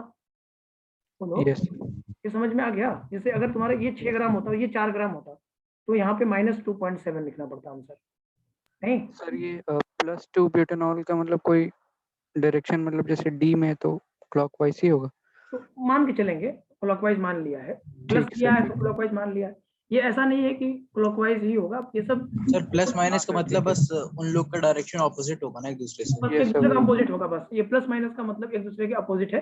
तो प्लस वाले का दिया हुआ है 13.5, 2 ब्यूटेनॉल का दिया है प्लस 2 ब्यूटेनॉल का प्लस 13.5, और अगर तुम्हारे पास माइनस 2 ब्यूटेनॉल ज्यादा है तो ये वाला क्या हो जाएगा, माइनस नहीं हो जाएगा। Yes observe optical rotation of mixture minus में हो जाएगा। तो देखो यहाँ हुआ क्या है कि डी का प्योर का दिया है प्लस 13.5, और तुमको जब रिजल्ट मिला तो एल वाला ज्यादा मिल गया, तो माइनस में जाएगा आंसर। डी वाला ही ज्यादा मिला तो प्लस में ही आंसर होगा, अगर एल वाला ज्यादा मिल गया तो माइनस में आंसर होगा। नहीं लगता आपको? ऐसे लगता है सर। वही चीज है, तो प्लस माइनस का बहुत ज्यादा टेंशन नहीं है अपने को, प्लस माइनस ज्यादा टेंशन नहीं है। तो सर ये वो ऑप्टिकल रोटेशन ऑफ प्योर एनांटियोमर मतलब दोनों का पेयर का मिक्सचर ऑप्टिकल रोटेशन या एक का? देखिए, अगर प्योर एनांसियोमर है मतलब एक का हुआ, अकेला अकेला है वो प्योर है, और उसमें जो सर मिला कौन सा लेंगे ऐसा मतलब हुआ तो अगर तो दोनों को ऑप्टिकल दे दी मतलब इसका मतलब प्लस वाले का अगर मान लो यहाँ पे दिया है कि एक डी वाला लिया है प्लस 13.5, अगर एल वाला लेता तो माइनस 13.5 लेता, फिर किसी का एक का ले सकता है वो, मतलब प्योर का मतलब एक कोई कंपोनेंट होना चाहिए, चाहे डी वाला चाहे एल वाला। सर उससे माइनस प्लस में फर्क नहीं पड़ जाए कुछ? माइनस प्लस का कोई फर्क नहीं पड़ता बेटा, माइनस प्लस का ये कोई मतलब नहीं है कि न्यूमेरिकली आप नहीं देख रहे हो, माइनस प्लस का बस इतना ही फर्क होता है कि एक क्लॉकवाइज घूम रहा है एक एंटी क्लॉकवाइज, ये अगर ऐसे घूम रहा है एक ऐसे घूम रहा है, बस इतना ही फर्क है, इतना ही है बस, और कोई फर्क नहीं। ये क्लॉकवाइज घूम रहा है एक एंटी क्लॉकवाइज घूम रहा है, इतना ही फर्क है ना। तो अब अगर आप डी वाले को प्लस मान के चल रहे हो तो एल वाले को माइनस मानोगे, अगर तुम डी वाले को माइनस मान के चल रहे हो तो एल वाले को प्लस मानोगे। ये तो आपका सेंस है ना, वो तो एक्सपेरिमेंट पे है, थ्योरी पे तो है नहीं कि डी को प्लस लेना, ये कोई लिखा है कहाँ कहीं पे कि डी वाले को हम क्लॉकवाइज लेंगे या डी वाले को हम प्लस ही लेंगे। ये सर वही कंफर्म करना था आपसे, वो कोई कहीं नहीं लिखा हुआ है, उसके लिए कोई टेंशन नहीं लेना है कि डी को प्लस, इन जनरल हम डी को प्लस लेते हैं और इन जनरल हम एल को माइनस लेते हैं, इन जनरल है, ऑलवेज सही नहीं है कि अब कोई डी को प्लस माइनस ले लेगा तो गलत कहला जाएगा क्या, वो डी को अगर कोई माइनस ले लेगा तो वो गलत नहीं कहलाएगा, या एल को प्लस ले लेगा तभी वो गलत नहीं, वो सेंस दे देगा उसको कि एल वाला क्लॉकवाइज ले रहा है इसलिए हम एल लिख दे रहे हैं इसको, और एंटी क्लॉकवाइज ले रहा है इसको हम डी लिख दे रहे हैं, वो सेंस वाइज ले लेगा, उसका अलग नहीं मीनिंग होता है, उसका नहीं मीनिंग होता है कि कंपलसरी है कि डी मतलब प्लस होना चाहिए और एल मतलब माइनस होना चाहिए, कंपलसरी नहीं है। अगर इसने डी को प्लस लिया है और डी का अमाउंट ज्यादा है, इसका मतलब हमारा आगे वाला जो मिक्सर भी दिखेगा वो डी के कारण प्लस के कारण दिखेगा। तो अगर मेरा डी लिया है और वो प्लस लिया है और आगे मिक्सर भी डी ही दिख रहा है तो प्लस आएगा। अगर मैंने एल लिया है और एल माइनस लिया है और आगे मिक्सर भी एल दिख रहा है तो माइनस ही आंसर होगा। बात समझ में आ रहा है मैं क्या कह रहा हूँ? माइनस बात समझ में आया नहीं समझ में आया? आगे सर हाँ आगे। सर, हाँ सर, आगे। उसका इन clear हुआ? क्वांटम नंबर जैसे है सर। हाँ क्वांटम नंबर जैसे है, जैसे क्वांटम नंबर में भी एजम्पशन ही होता है कि क्लॉकवाइज घूम रहा है तो एक एंटी क्लॉकवाइज घूम रहा है, +1/2 एक -1/2, लेकिन उसका कोई फिजिकल एनालॉग नहीं था। जैसे आपने पढ़ा होगा स्पिन क्वांटम नंबर, उसमें लिखा जाता है +1/2 क्लॉकवाइज और -1/2 एंटी क्लॉकवाइज, बट फिर साथ में लिखा जाता है it is no physical analog, नहीं classical analog, sorry classical analog, कोई क्लासिकल एनालॉग नहीं होता। आपने एटॉमिक स्ट्रक्चर में पढ़ा होगा कि +1/2 और -1/2 का क्लासिकल एनालॉग नहीं होता है कि नहीं हम क्लॉकवाइज को प्लस ही बोलेंगे और एंटी क्लॉकवाइज को माइनस ही बोलेंगे, ये क्लासिकल एनालॉग नहीं। ठीक है, तो कोई अगर कहे कि +1/2 specifies clockwise and -1/2 specifies anti clockwise, ये स्टेटमेंट गलत है, ये स्टेटमेंट गलत है अपने आप में, नहीं, बट एक सेंस होता है, एक जनरल सेंस है। अपना दिमाग यस सर। अपना दिमाग क्या सोचता है कि जो क्लॉकवाइज घूम रहा है, जो सीधा घूम रहा है वो प्लस है और जो उल्टा घूम रहा है वो माइनस है, ये अपना दिमाग भी कहता है। ये जनरल सेंस है और कोई बड़ा चीज नहीं है, ये जनरल सेंस है। ओके, समझ में आया क्या कह रहा हूँ मैं? आ रहा है सर आ रहा है। क्लियर है? तो एनांसियोमेरिक एक्सिस और परसेंटेज ऑप्टिकल प्योरिटी दोनों एक ही चीज है। एनांसियोमेरिक एक्सिस और परसेंटेज ऑप्टिकल प्योरिटी दोनों एक ही चीज है। अगर हम ऑप्टिकल रोटेशन के बेसिस पे परसेंटेज ऑप्टिकल प्योरिटी बताने की कोशिश करेंगे, अगर हम रोटेशन के बेसिस पे परसेंटेज ऑप्टिकल प्योरिटी बताने की कोशिश करेंगे तो क्या होगा बेटा? तब होगा अगर हम सॉरी हाँ, अगर हम बोल रहे हैं कि ऑप्टिकल रोटेशन के बेसिस बताएंगे तो ऑब्जर्व बाय प्योर एनांसियोमर का ऑप्टिकल रोटेशन होगा। और अगर मान लो अमाउंट के बेसिस पे बता रहे हैं तो डी डी माइनस एल वाला। डी प्लस एल इंटू 100, दो ही फॉर्मूला है बेटा, इससे क्वेश्चन बन जाएगा, इसके अलावा कुछ नहीं, इसके अलावा कुछ नहीं। और कितना भी घुमाएगा यही घुमाएगा, इससे ज्यादा क्या घुमाएगा आपको? तो टेंशन वाली कहीं बात नहीं है बेटा। अब थोड़ा समझदारी रखो, क्वेश्चन बनने लगेगा, थोड़ी समझदारी तो रखनी पड़ेगी आपको। ओके, बहुत ज्यादा कंफ्यूजन मत क्रिएट करिए, कंफ्यूजन हो जाएगा तो ज्यादा हार्मफुल हो जाता है। कंफ्यूजन नहीं बनाइए किसी तरह से भी, कोई भी कंफ्यूजन नहीं बनाइए। और आपको ये वीडियो आज की जो क्लास होगी उसका लेक्चर भी आपको यूट्यूब पे मिलेगा, जहाँ जहाँ कंफ्यूजन होगा एक बार देख लीजिएगा। ये जो आप जो ये इंडक्टिव इफेक्ट की क्लास क्या है वो मतलब भेजे हैं, हाँ हाँ, मतलब आज आपने क्लास ली थी क्या तो पहले का? इंडक्टिव इफेक्ट का कुछ क्लासेस चल रहा है हमारा MR बैच में, मेडिकल रिपीटर बैच में। उसमें अभी उसे करवा लीजिए सर, मतलब छूटा है तो उसी में कर ले रहे हैं। उसी में करा लेंगे। अभी अगले वीक से क्लास अगले में होगा हमारा, मंडे को, जो मंडे या ट्यूसडे को होगा क्लास, तो उसमें करा देंगे। उन बच्चों को हम ऐसा ऑर्गेनिक पढ़ाते नहीं थे, जैसे उन बच्चों में SBS सर ऑर्गेनिक पढ़ा रहे थे, बट हुआ क्या कि उन बच्चों का कहना ये था कि सर आप भी थोड़ा ऑर्गेनिक पढ़ा दीजिए। उन बच्चों को तुमने बहुत बेसिक से मैं शुरू से पढ़ा रहा हूँ, सोचिए आप, अभी उनको मैं पढ़ा रहा हूँ, उसका मेरा पूरा फिजिकल खत्म हो गया, मेरा इनऑर्गेनिक खत्म हो गया वहाँ पे, तो उनको ऑर्गेनिक में थोड़ी दिक्कतें थी, तो बोल रहे थे बच्चे को पढ़ा दीजिए। तो मैंने बोला ठीक है, तो टाइम है ही आपके पास, पढ़ा देते हैं। तो वही केमिकल बॉन्डिंग किसी में तो बता दीजिएगा सर। क्या शुरू होगा? तो chemical bonding sir, chemical bonding किसी बैच में शुरू होगा, जरूर बता देंगे आपको, बता दीजिएगा सर। यस जरूर सर। बता देंगे, उसका टेंशन नहीं लीजिए आप। सर तभी सर किस मंथ में स्टार्ट होगा? मुझे लगता है कि अभी 1 मंथ लगेगा। अभी जे बैच में हमारा एटॉमिक स्ट्रक्चर चल रहा है और वो शाम वाली बैच है, तो फिर वो भी दिक्कत है। सुबह वाली बैच में तो हमारा सब जगह खत्म हो गया केमिकल बॉन्डिंग। देखो JR बैच पुराना बैच चल मतलब रहा है, 1.5-2 महीने लगेंगे लगभग, हाँ 1-1.5 महीने तो लग ही जाएंगे। और जो JR बैच है वो पुराना वाला बैच है, MR बैच है वो पुराना वाला बैच, सब में अब सिलेबस खत्म है मेरा, 1-2 टॉपिक बचा है मत, तो मेरा लगभग सिलेबस खत्म ही है सभी में। JR में भी खत्म हो गया। तो सर केमिकल बॉन्डिंग का भी यूट्यूब पे वीडियो अपलोड कर दीजिए। एकदम कर देंगे सब। आप वीडियोस जैसे जैसे क्लास होता रहेगा वीडियोस अपलोड होता रहेगा, देख ही रहे हो। पुराने वाले क्लास की वीडियोस नहीं है क्या केमिकल बॉन्डिंग के जो खत्म हो गए जिस पुराने क्लास वाले में क्या है, बहुत ब्लर था यार, वो है वीडियोस, अच्छा वो SBS से पढ़ाए वो मत दीजिए, आप पढ़ाएंगे तो दीजिएगा। वो हम भी पढ़ाए तभी वही मैं बोल रहा हूँ, बहुत ब्लर है वो, मजेदार नहीं है वो। तो नहीं बोल रहे थे कि बाहर की चेहरा ही काला दिखता है उसमें। सर SBS से पहले बढ़िया पढ़ाते थे, फिर बाद में उनका टीचिंग मेथड अलग हो गया सर, अजीब हो गया, समझ में नहीं आता था। ऐसे कैसे हो गया? वो कोई पढ़ाने वाला, अच्छा पढ़ाने वाला बीच में खराब कैसे पढ़ा सकता है? नहीं सर, सर पहले नोट्स अच्छा से बढ़िया पढ़ाते थे। नोट्स लिखवाते हैं नहीं तो सर वो क्या बोल रहे हैं, आप पढ़ाई से आगे पढ़ाई सर फालतू में। चलो कोई बात नहीं, चल ठीक है, कोई बात नहीं, सर का होता है कभी कभी चीजें, कुछ चीजें होती है, कोई बात नहीं। चलिए ये ऑर्गेनिक की बातें समझ में आ रही है यहाँ तक, आपको क्लियर है? आ रही सर, आ रही सर, आगे बढ़िए। नेक्स्ट अब आगे बढ़ते हैं बेटा। जो जैसे ऑप्टिकल रोटेशन जो होता है, इसके एक टर्म आता है specific rotation. Specific rotation, okay. एक होता है स्पेसिफिक रोटेशन, इसको भी एक बार आप समझ ही लो, फिर हम आपके प्रॉपर्टीज की बात करेंगे इस पे। एक होता है स्पेसिफिक रोटेशन, एक क्या होता है स्पेसिफिक रोटेशन, इसको बड़ा अच्छे से समझना बेटा। स्पेसिफिक रोटेशन को अल्फा से डिनोट किया जाता है। स्पेसिफिक रोटेशन किस पे डिनोट करते हैं? अल्फा से, ओके। किससे डिनोट करना है बेटा? स्पेसिफिक रोटेशन को अल्फा से डिनोट करना है। देखो स्पेसिफिक रोटेशन क्या होता है, पहले इसको लिखो, ठीक है। पहले डेफिनेशन लिखवाते हैं, फिर समझाएंगे आपको। लिखिएगा द रोटेशन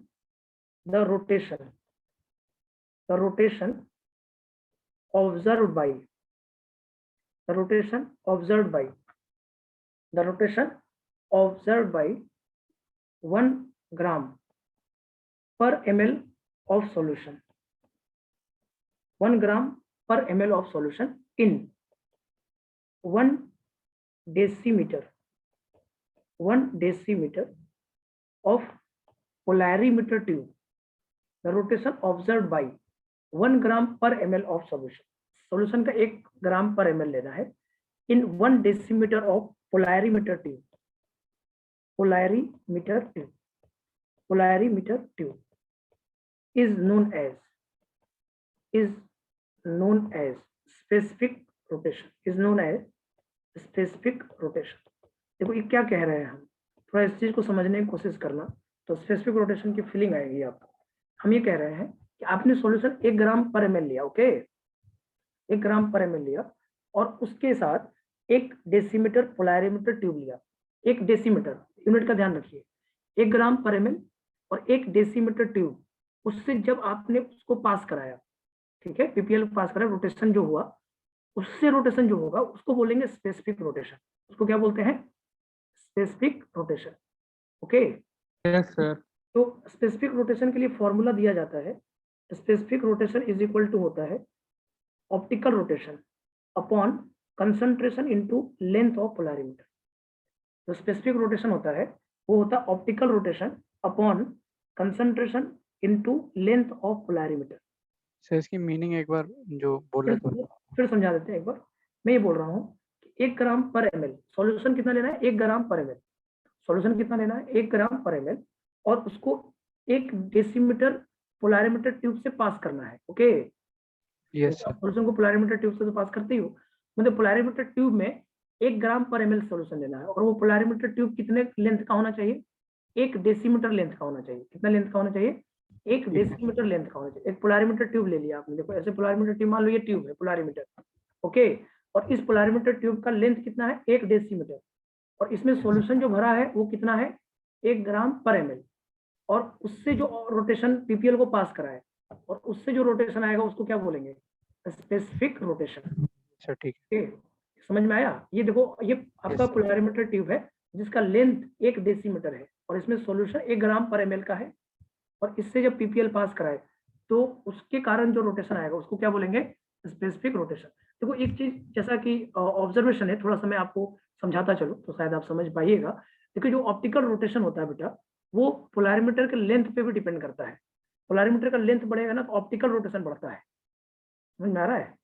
पोलैरिमीटर का जब लेंथ, जब आप पीपीएल को पास करिए, एक्सपेरिमेंटल रिजल्ट है बेटा ये, अब आप इसको फिल कर सकते हो तो कर लो, और नहीं तो एक्सपेरिमेंट के बेसिस को समझो।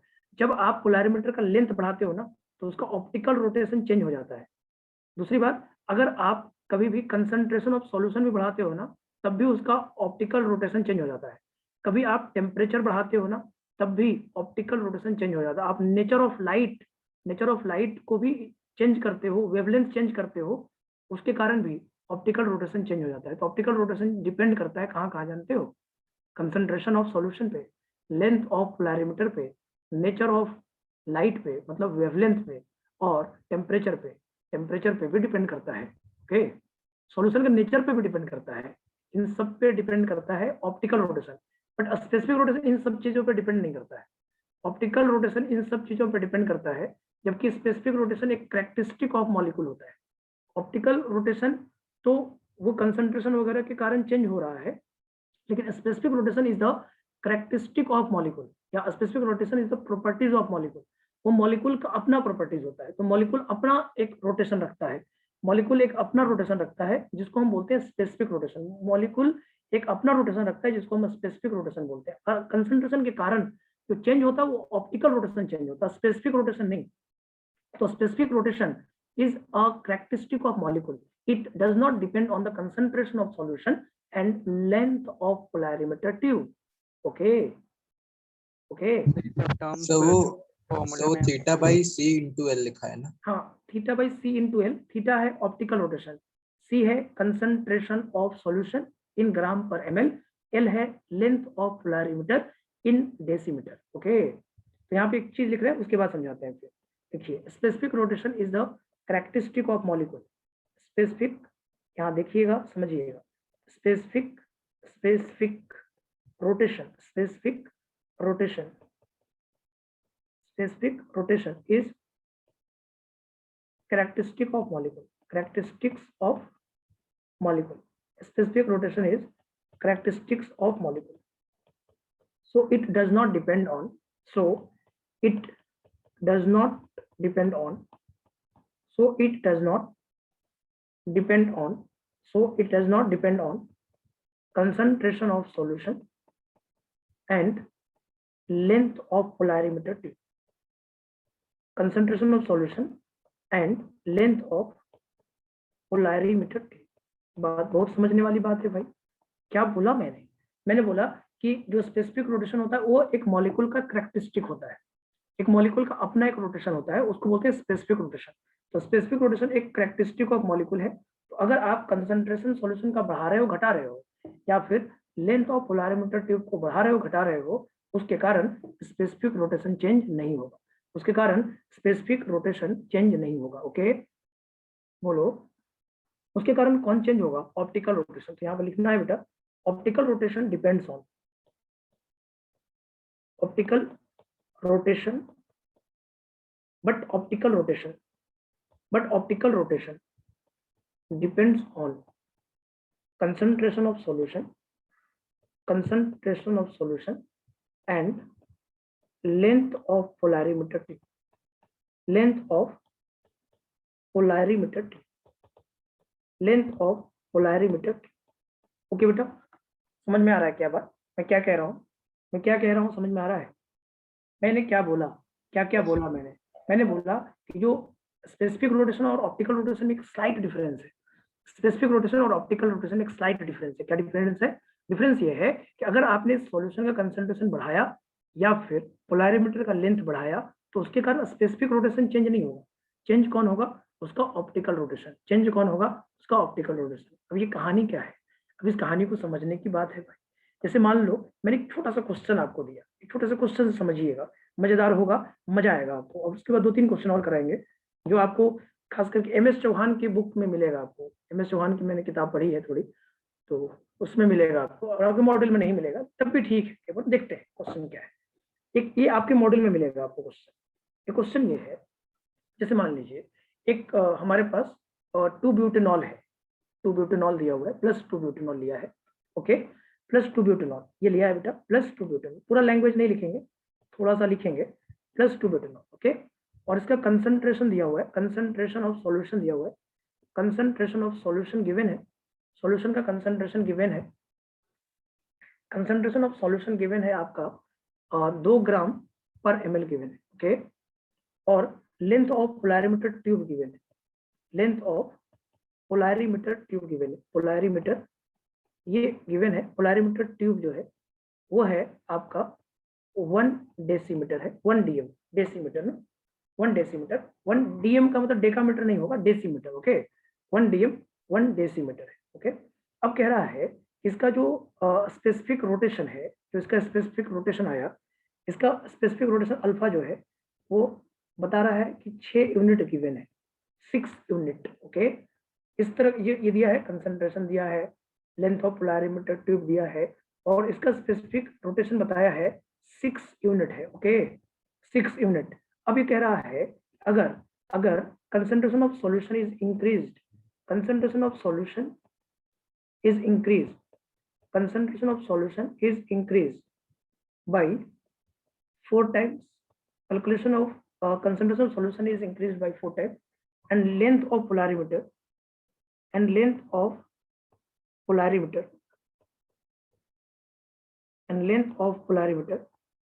is decreased by या increased by, इसको लिखो, length of polarimeter is increased by 2 times.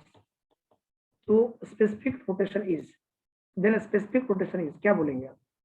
Then alpha is same रहेगा 6 यूनिट। सेम रहेगा। देखो अल्फा कंसंट्रेशन और लेंथ ऑफ पोलैरिमीटर डिपेंड नहीं करता, तो अल्फा यहाँ पे भी क्या रहेगा? सेम रहेगा। तो ये क्वेश्चन आपके उसमें पूछा, आपके मॉड्यूल का क्वेश्चन है। अब मैं आपको कुछ अलग क्वेश्चन करवाता हूँ। यहाँ पे स्पेसिफिक रोटेशन जितना है उतना ही रहेगा। कंसंट्रेशन से कोई मतलब स्पेसिफिक रोटेशन को नहीं होता है।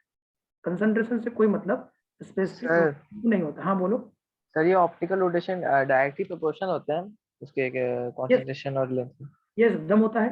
कंसंट्रेशन चेंज करने से ऑप्टिकल रोटेशन चेंज हो जाता है। तो कंसंट्रेशन बढ़ाओगे तो ऑप्टिकल रोटेशन बढ़ जाएगा। तो सर ये मतलब ये चेंज इसलिए नहीं हो रहा है क्योंकि जब हम लोग कंसंट्रेशन और लेंथ बढ़ा रहे हैं तो ऑप्टिकल रोटेशन भी बढ़ कम जा रहा है, तो मैनेज हो जा रहा है। सिंपल वही बात है, वही तो मैं भी कहना चाह रहा हूँ। उसको मिनिमाइज कर लेगा, ऑप्टिकल रोटेशन बढ़ जाएगा, उसके हिसाब से बढ़ जाएगा, तो वो तो आपको वो एक दूसरे को कंपनसेट कर लेंगे, कंपेंसेट कर लेगा। क्योंकि एक स्पेसिफिक रोटेशन उस मॉलिक्यूल का कैरेक्टरिस्टिक होता है अपना, और किसी मॉलिक्यूल का कैरेक्टरिस्टिक तो भाई सेम ही रहेगा ना, उसमें थोड़े चेंज हो जाएगा यार। एक मॉलिक्यूल की कैरेक्टरिस्टिक अपनी सेम रहती है, जैसे आपके कैरेक्टरिस्टिक होगा वो आपका सेम ही रहेगा। कुछ चीजें चेंजेज होगा तो कुछ अदर चेंजेज होगा, लेकिन आपका जो स्वभाव है, नेचर है, वो अलग नहीं होगा। जैसे आप बात करते हो वैसे ही बात करते रहोगे, अलग हो जाएगा? नहीं, बात करना ही बंद कर दोगे, ऐसा होगा। जैसे आप बोलते हो वैसे ही बोलते रहोगे ना, जैसे आप बात करते हो वैसे ही बात करते रहोगे, तो आपका नेचर चेंज नहीं होगा, लेकिन आपका कुछ और दूसरा एक्टिविटी में चेंजेस दिखाई देगा। तो वही मैं बोल रहा हूँ कि एक मॉलिक्यूल का कैरेक्टरिस्टिक होता है, तो अगर कोई मॉलिक्यूल का कैरेक्टरिस्टिक है तो उसका स्पेसिफिक रोटेशन चेंज नहीं होगा। ओके, क्लियर है? Yes sir. क्लियर सवाल। चलिए अब मैं आपको अगले पार्ट पे ले चलता हूँ, कुछ बातें और लिखवाता हूँ, समझिएगा। जैसे मैंने क्वेश्चन दिया बेटा, ये क्वेश्चन जैसे आज तक पूछा तो नहीं गया है, अभी तक नहीं पूछा गया है, फिर तब भी एक छोटा सा क्वेश्चन देता हूँ मैं आपको। 6 ग्राम है, 6 gram of butanol, 6 gram of 2 butanol लिखिएगा। 6 gram of 2 butanol is dissolved to make 250 ml of solution. 6 gram of 2-butanol is dissolved to make 250 ml of solution. Okay, 250 ml of solution. 250 ml of solution, and length of polarimeter tube. Length of polarimeter tube. Length of polarimeter tube is 300 mm. Length of polarimeter tube is 300 mm. And उसके बाद लिखा है and optical rotation. Optical rotation is 50 लिख लो.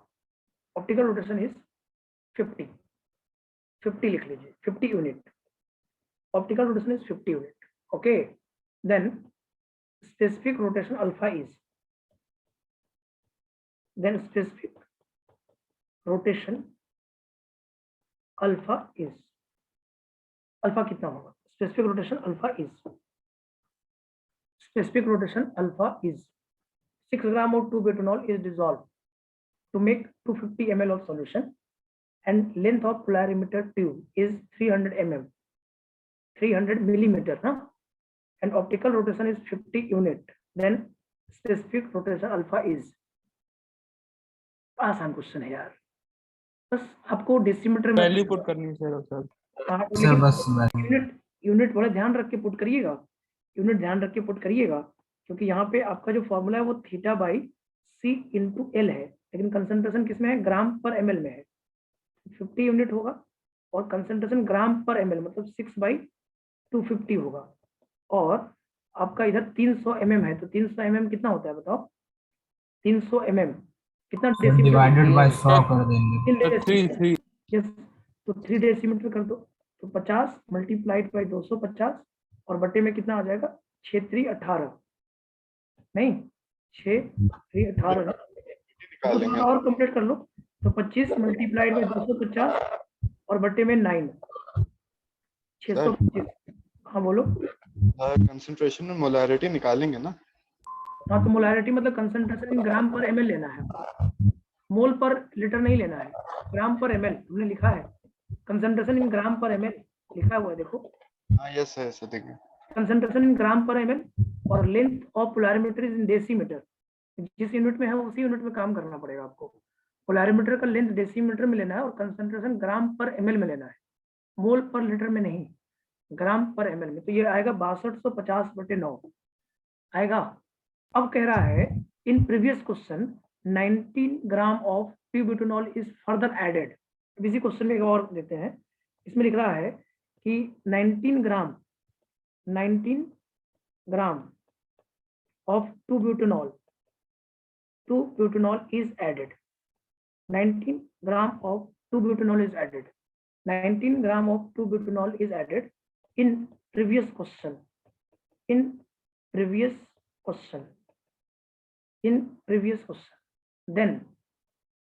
Then in 19 gram of 2-butanol is added in previous question. Then find optical rotation. Then find optical rotation. अब बताओ तो 19 ग्राम butanol add कर दी तो बताइए ऑप्टिकल रोटेशन कितना होगा। ऑप्टिकल रोटेशन कितना होगा 19 ग्राम 625/3। तो सबसे पहले तो आपको ये स्पेसिफिक रोटेशन तो सेम रहेगा, स्पेसिफिक रोटेशन रिमेन सेम, पहले तो ये बोलना पड़ेगा। अब ऐड करोगे स्पेसिफिक रोटेशन चेंज हो जाएगा क्या? पहले जो स्पेसिफिक रोटेशन आ गया वो आ गया ना।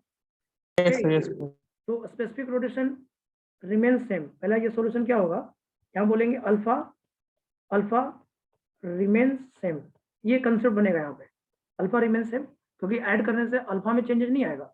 अल्फा इक्वल टू क्या होता है, अल्फा इक्वल टू होता है थीटा इंटू सी इंटू एल। जैसे अभी आपने बोला था खुद ही कि अल्फा सेम रहेगा, थीटा चेंज हो जाएगा तो कंपेंसेट हो जाएगा। ये कितना आ जाएगा 6250/9, जो अल्फा निकला आपका 6250 निकला। ये थीटा आपसे पूछ रहा है कंसंट्रेशन कितना लोगे, कंसंट्रेशन 25/250, क्योंकि 19 और 6 मिलके 25 हो जाएगा, और लेंथ ऑफ पोलैरिमीटर वही लेंगे क्योंकि चेंजेस नहीं हुआ है, लेंथ ऑफ पोलैरिमीटर वही लेंगे। यहाँ से आप अगर सॉल्व करोगे ना तो 3 से 3 बार में 25, ये 10 बार में, और 10 ऊपर चला जाएगा, तो इससे थीटा जो आएगा वो आएगा 625/3। ऑप्टिकल रोटेशन कितना आएगा 625/3। Okay yes sir. Optical rotation कितना आ जाएगा 625/3। समझ में आ रहा है? पहले 50 था, अभी देखो बढ़ गया ना, अभी बढ़ गया ना, कितना हो जाएगा 3 दूनी 6 और 3 से 3 8 0.33 यूनिट हो जाएगा। कितना बढ़ गया देखो, 19 ग्राम आपने ऐड किया ना तो ऑप्टिकल रोटेशन बढ़ के 208.33 हो गया। देखो कंसंट्रेशन चेंज की तो बढ़ गया, नहीं बढ़ गया? कंसंट्रेशन बढ़ा दिए तो ऑप्टिकल रोटेशन देखो बढ़ गया, लेकिन स्पेसिफिक रोटेशन वही रहेगा। इस बात का ध्यान जरूर रखिएगा आप लोग, क्योंकि क्वेश्चन पूछा जाएगा आपसे। जैसे एक क्वेश्चन आपके बोला मैंने मॉड्यूल में है, उस मॉड्यूल में साफ साफ कह रहा है कि अगर मान लीजिए कि लेंथ ऑफ पोलैरिमीटर डबल कर दे और उसका कंसंट्रेशन डबल ट्रिपल कर दें तो स्पेसिफिक रोटेशन क्या होगा? आंसर होगा सेम रहेगा। स्पेसिफिक रोटेशन एक कैरेक्टरिस्टिक ऑफ मॉलिक्यूल होता है, वो कंसंट्रेशन और लेंथ ऑफ पोलैरिमीटर पर डिपेंड नहीं करता है। लेंथ ऑफ पोलैरिमीटर और कंसंट्रेशन चेंज होने के कारण आपका चेंज कौन होगा? ऑप्टिकल रोटेशन चेंज होगा। कौन चेंज होगा? ऑप्टिकल रोटेशन चेंज होगा। क्या बात समझ में आ रहा है आपको? बोलो बेटा। Yes sir. तो ये बात सही बच्चों को क्लियर हो गया? तो स्पेसिफिक रोटेशन क्लियर हो गया। सो ये पूरा टर्म समझ गए आप, ऑप्टिकल प्योरिटी समझ गए, एनहांसियोमेरिक एक्सिस समझ गए, आप स्पेसिफिक रोटेशन समझ गए। ओके, तो एक और बातें हम करने जा रहे हैं। अब हम जो बात करने जा रहे हैं वो है प्रॉपर्टीज ऑफ डायस्ट्रोमर्स एंड एनहांसियोमर्स। इसके बारे में भी आपको जानना था। इसके बाद आपका एक टर्म मुझे और बताना है कि अगर कायरल कार्बन नहीं है तो कैसे कोई कंपाउंड ऑप्टिकली एक्टिव होता है। तो उसके बारे में तो मंडे की क्लास तक आपका ये वाला जो टेस्ट होने वाला है वो खत्म हो जाएगा, एंड उसके बाद हम लोग शुरू कर लेंगे तुरंत ही कोऑर्डिनेशन कंपाउंड। मतलब ये भी चलाते रहेंगे, तो हम आपको अगले वीक में जैसे ही रूटीन आ जाएगा वैसे ही स्पेसिफाई कर देंगे कि कौन कौन सा क्लास हम कोऑर्डिनेशन का रखेंगे और कौन सा क्लास हम ऑप्टिकल आइसोमेरिज्म का रखेंगे। ओके, कौन सा टेस्ट सर क्या? जैसे आपका टेस्ट जो आपका 16 तारीख का जो प्लानिंग में दिया हुआ है, यस सर, इतना ही लगभग दिया है, मतलब एक क्लास थोड़ा सा और चलेगा, जो यस सर, मंडे की क्लासेस में ये वाला चलेगा। तो आपका 16 तारीख के पेपर में जो आने वाला ऑप्टिकल आइसोमेरिज्म का है वो खत्म हो जाएगा। और हम लोग ऑप्टिकल को पूरा रोकेंगे नहीं, पढ़ते रहेंगे, लेकिन हम उसको डिवाइड कर देंगे। अगर 5 क्लास लग रहा है तो हम 2 क्लास ऑप्टिकल के लिए रखेंगे और 3 क्लास हम कोऑर्डिनेशन कंपाउंड के लिए रखेंगे, और ये लगातार हमारा चलता रहेगा। और जैसे जैसे लेक्चर होता रहेगा वैसे वैसे यूट्यूब पे आपको वीडियोस मिलता रहेगा। जब भी आपको जहाँ पे जो चीज़ समझ में नहीं आया होगा उसको आप रिपीट करके एक बार देख लीजिएगा, मेरी आवाज़ को फिर से सुन लीजिएगा तो शायद आपको फिर समझ में आए, रोक के थोड़ा देख लीजिएगा तो आपको समझ में आ जाएगा। तो आपको इसका मतलब पूरा खत्म हो जाएगा सर? देखिए आपका ऐसे पेपर देखिए पूरा, देखो ऑनलाइन क्लास ऐसे भी थोड़ा डिले चलता है। यस सर, वो भी है। एक हफ्ते तो आगे जाएगा ही जाएगा, एक हफ्ते जाएगा तो हम कर देंगे, आराम से कर पाएंगे। यस सर, ठीक है। हमारा सिलेबस कम नहीं जा रहा है, पीछे नहीं जा रहा है, हम बहुत पीछे नहीं चल रहे हैं, सर आप अपने साथ पढ़ाइए सर। सही चल रहा है, तो आपका हो जाएगा, उसके लिए टेंशन मत लीजिए। आराम से हम सिलेबस कंप्लीट करा देते हैं बच्चों का, इतना हमारा आइडिया सर आपको पता है सर। तो ये हो जाएगा आपका कंप्लीट। अब इसके बाद मैं बोल रहा था प्रॉपर्टीज ऑफ डायस्ट्रीमर्स एंड इनहांसियोमर्स। सर ये ORM क्या है सर? ये ऑर्गेनिक रिएक्शन मैकेनिज्म कहा जाता है। ऑर्गेनिक रिएक्शन मैकेनिज्म 1, 2, 3 एंड 4 ये रेजोनेंस की प्लानिंग में आ रहा है शायद सर, क्या बेटा? अभी शायद ORM 1 भी आ रहा था। ORM 1 तो नहीं आ रहा होगा, जब पूरा फिर ऑप्टिकल आ रहा होगा तभी ORM 1 आ सकता है, पूरा स्ट्रियो आएगा तभी ORM 1 आना चाहिए। ये जो नहीं कोर्स सर, वो नहीं सर। जैसे कोर्स प्लानिंग बना भी होगा ना तो ये ऑफलाइन क्लास का बना होगा। ऑनलाइन क्लास में तो कभी देख ही रहे हो, कोई बीमार पड़ जाता है, कभी कुछ हो जाता है, कभी कुछ हो जाता है। ऑनलाइन क्लास कहाँ सही होता है यार, ऑनलाइन क्लास में स्थिति नहीं सही रहता है। तो केवल स्पेसिफिक वाला तक आ रहा है। हाँ, तो उतना ही आएगा, उतना ज्यादा आ भी नहीं सकता है, कोई कैसे पढ़ा देगा यार। सर एक वो तो भी सर। ऑनलाइन में उतना इंटरेक्शंस नहीं रहता है, बच्चे भी उतना समझ नहीं पाते, टीचर तो समझ ही नहीं पाता, तो उतना इंटरेक्शंस में नहीं रहता, तो उतना नहीं हो पाएगा यार। वो तो मुझे भी पता है उतना नहीं हो पाएगा। और आप खुद देखिए, जब आप 11th में थे तो आपका सिलेबस बहुत लिखा रहता था, आता कितना था?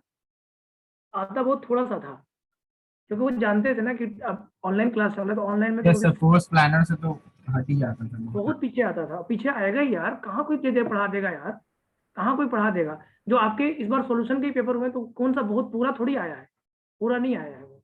11 कितना दिया था, कुछ आया नहीं। 11 का बहुत कम सवाल आए थे, इतना पढ़े थे। सॉल्यूशन एंड क्वालिटेटिव प्रॉपर्टी एक हफ्ते डिले करने के बाद पूरा आया। और यार ORM 2 तो बच्चा 11th में पढ़ा देते हैं लोग।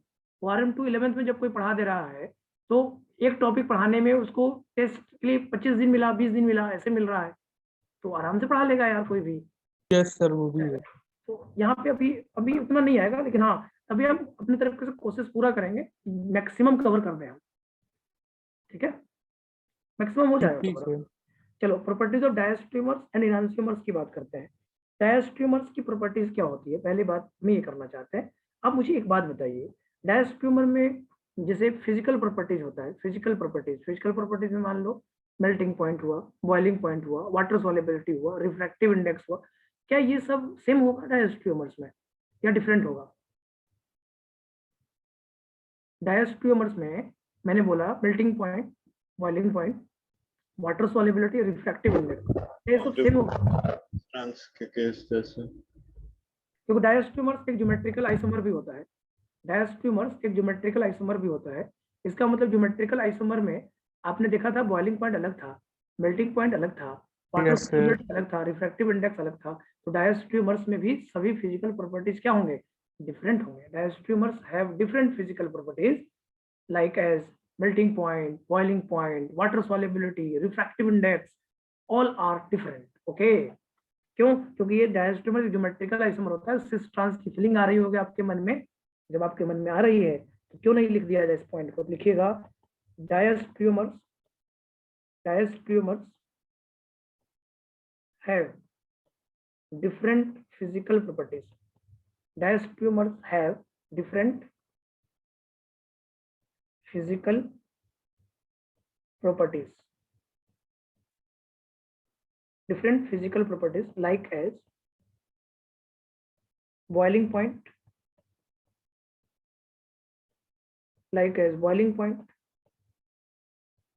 melting point, water solubility, water solubility, refractive index, etc. ये सभी सेम डिफरेंट होंगे. Diastomers have different physical properties like as boiling point, melting point, water solubility, refractive index, etc. etc. ना. अब मुझे एक बात बताइए बेटा, आप लोग समझदार हो, आप बताइए जिस भी कंपाउंड में, जिस भी मॉलिक्यूल में अगर बॉइलिंग पॉइंट डिफरेंट होता है उसको सेपरेट करने का तरीका क्या होता है? फ्रैक्शनल डिस्टिलेशन, फ्रैक्शनल डिस्टिलेशन और स्टीम डिस्टिलेशन और क्रिस्टलाइजेशन जिसको आप बोल सकते हैं. तो आप बोलिएगा a molecule which have differ in their boiling point, so they can be separated. Molecule which have different boiling point, molecule which have different boiling point, molecule which have different boiling point, so they can be separated, they can be separated by the help of fractional distillation. ये question आपके exam में आता रहता है, खूब सारा आता रहता है. They can be separated by the help of fractional distillation और steam distillation. जिस भी कंपाउंड में बॉइलिंग पॉइंट डिफरेंट होता है उसको सेपरेट करने का तरीका क्या होता है? फ्रैक्शनल डिस्टिलेशन और स्टीम डिस्टिलेशन. फ्रैक्शनल डिस्टिलेशन और steam distillation, molecule which have different boiling point, so they can be separated by the help of fractional distillation और स्टीम डिस्टिलेशन. डायस्ट्रीमर्स की बॉइलिंग पॉइंट क्या है? डिफरेंट है. अगर मेरे पास पेयर ऑफ डायस्ट्रीमर्स है, क्या है बेटा? पेयर ऑफ डायस्ट्रीमर्स है, तो उसको हम सेपरेट कैसे कर सकते हैं? Fractional distillation. ओके, जैसे मान लो मेरे पास दो कंपोनेंट ए और बी है. ए और बी एक कंटेनर में दो रख दिया गया. ध्यान समझना बेटा, इसको A प्लस बी है और A प्लस बी क्या मतलब क्या है? ये पेयर ऑफ डायस्ट्रीमर्स. क्या है ये? Pair of diastereomers. ये पेयर ऑफ डायस्ट्रीमर्स है. अब ये पेयर ऑफ डायस्ट्रीमर्स है, तो इसको हम कैसे सेपरेट कर सकते हैं? दोनों का बॉइलिंग पॉइंट डिफरेंट होगा. इधर हीट करेंगे तो जिसकी बॉइलिंग पॉइंट कम होगी पहले वो सेपरेट हो जाएगा. तो ए वाला मान लो बॉइलिंग पॉइंट कम दिखा रहा है, तो ए पहले अलग हो जाएगा और प्लस बी अलग हो जाएगा. तो इसके क्या फ्रैक्शंस कितने हो गए? दो फ्रैक्शंस हुए कि नहीं हुए? ये फ्रैक्शंस कितने हो गए? दो फ्रैक्शन हो गए. तो अगर हम पेयर ऑफ डायस्ट्रीमर्स को सेपरेट करेंगे तो बाय द फ्रैक्शनल डिस्टिलेशन, तो उसके फ्रैक्शंस कितने बनेंगे? दो फ्रैक्शंस बनेंगे नहीं बनेंगे? बोलो, फ्रैक्शंस कितने बनेंगे? दो फ्रैक्शंस बनेंगे नहीं बनेंगे? तो number of fraction of pair of diastereomers by fractional distillation is equal to 2. जैसे कोई बोले मेलेइक एसिड और फ्यूमेरिक एसिड है, क्या इसको फ्रैक्शनल डिस्टिलेशन सेपरेट कर सकते हैं? अगर वो पेयर ऑफ डायस्ट्रीमर्स है तो जरूर कर सकते हैं आप. पेयर ऑफ डायस्ट्रीमर्स को सेपरेट करने का तरीका क्या होगा? Fractional distillation. And number of fractions कितने होंगे? एक पेयर ऑफ डायस्ट्रीमर्स के लिए दो फ्रैक्शंस होंगे. ओके, एक और एक, दो कंटेनर हो गए ना, इसको बोलेंगे दो फ्रैक्शंस. ये दो फ्रैक्शंस है. तो आप यहाँ लिखिएगा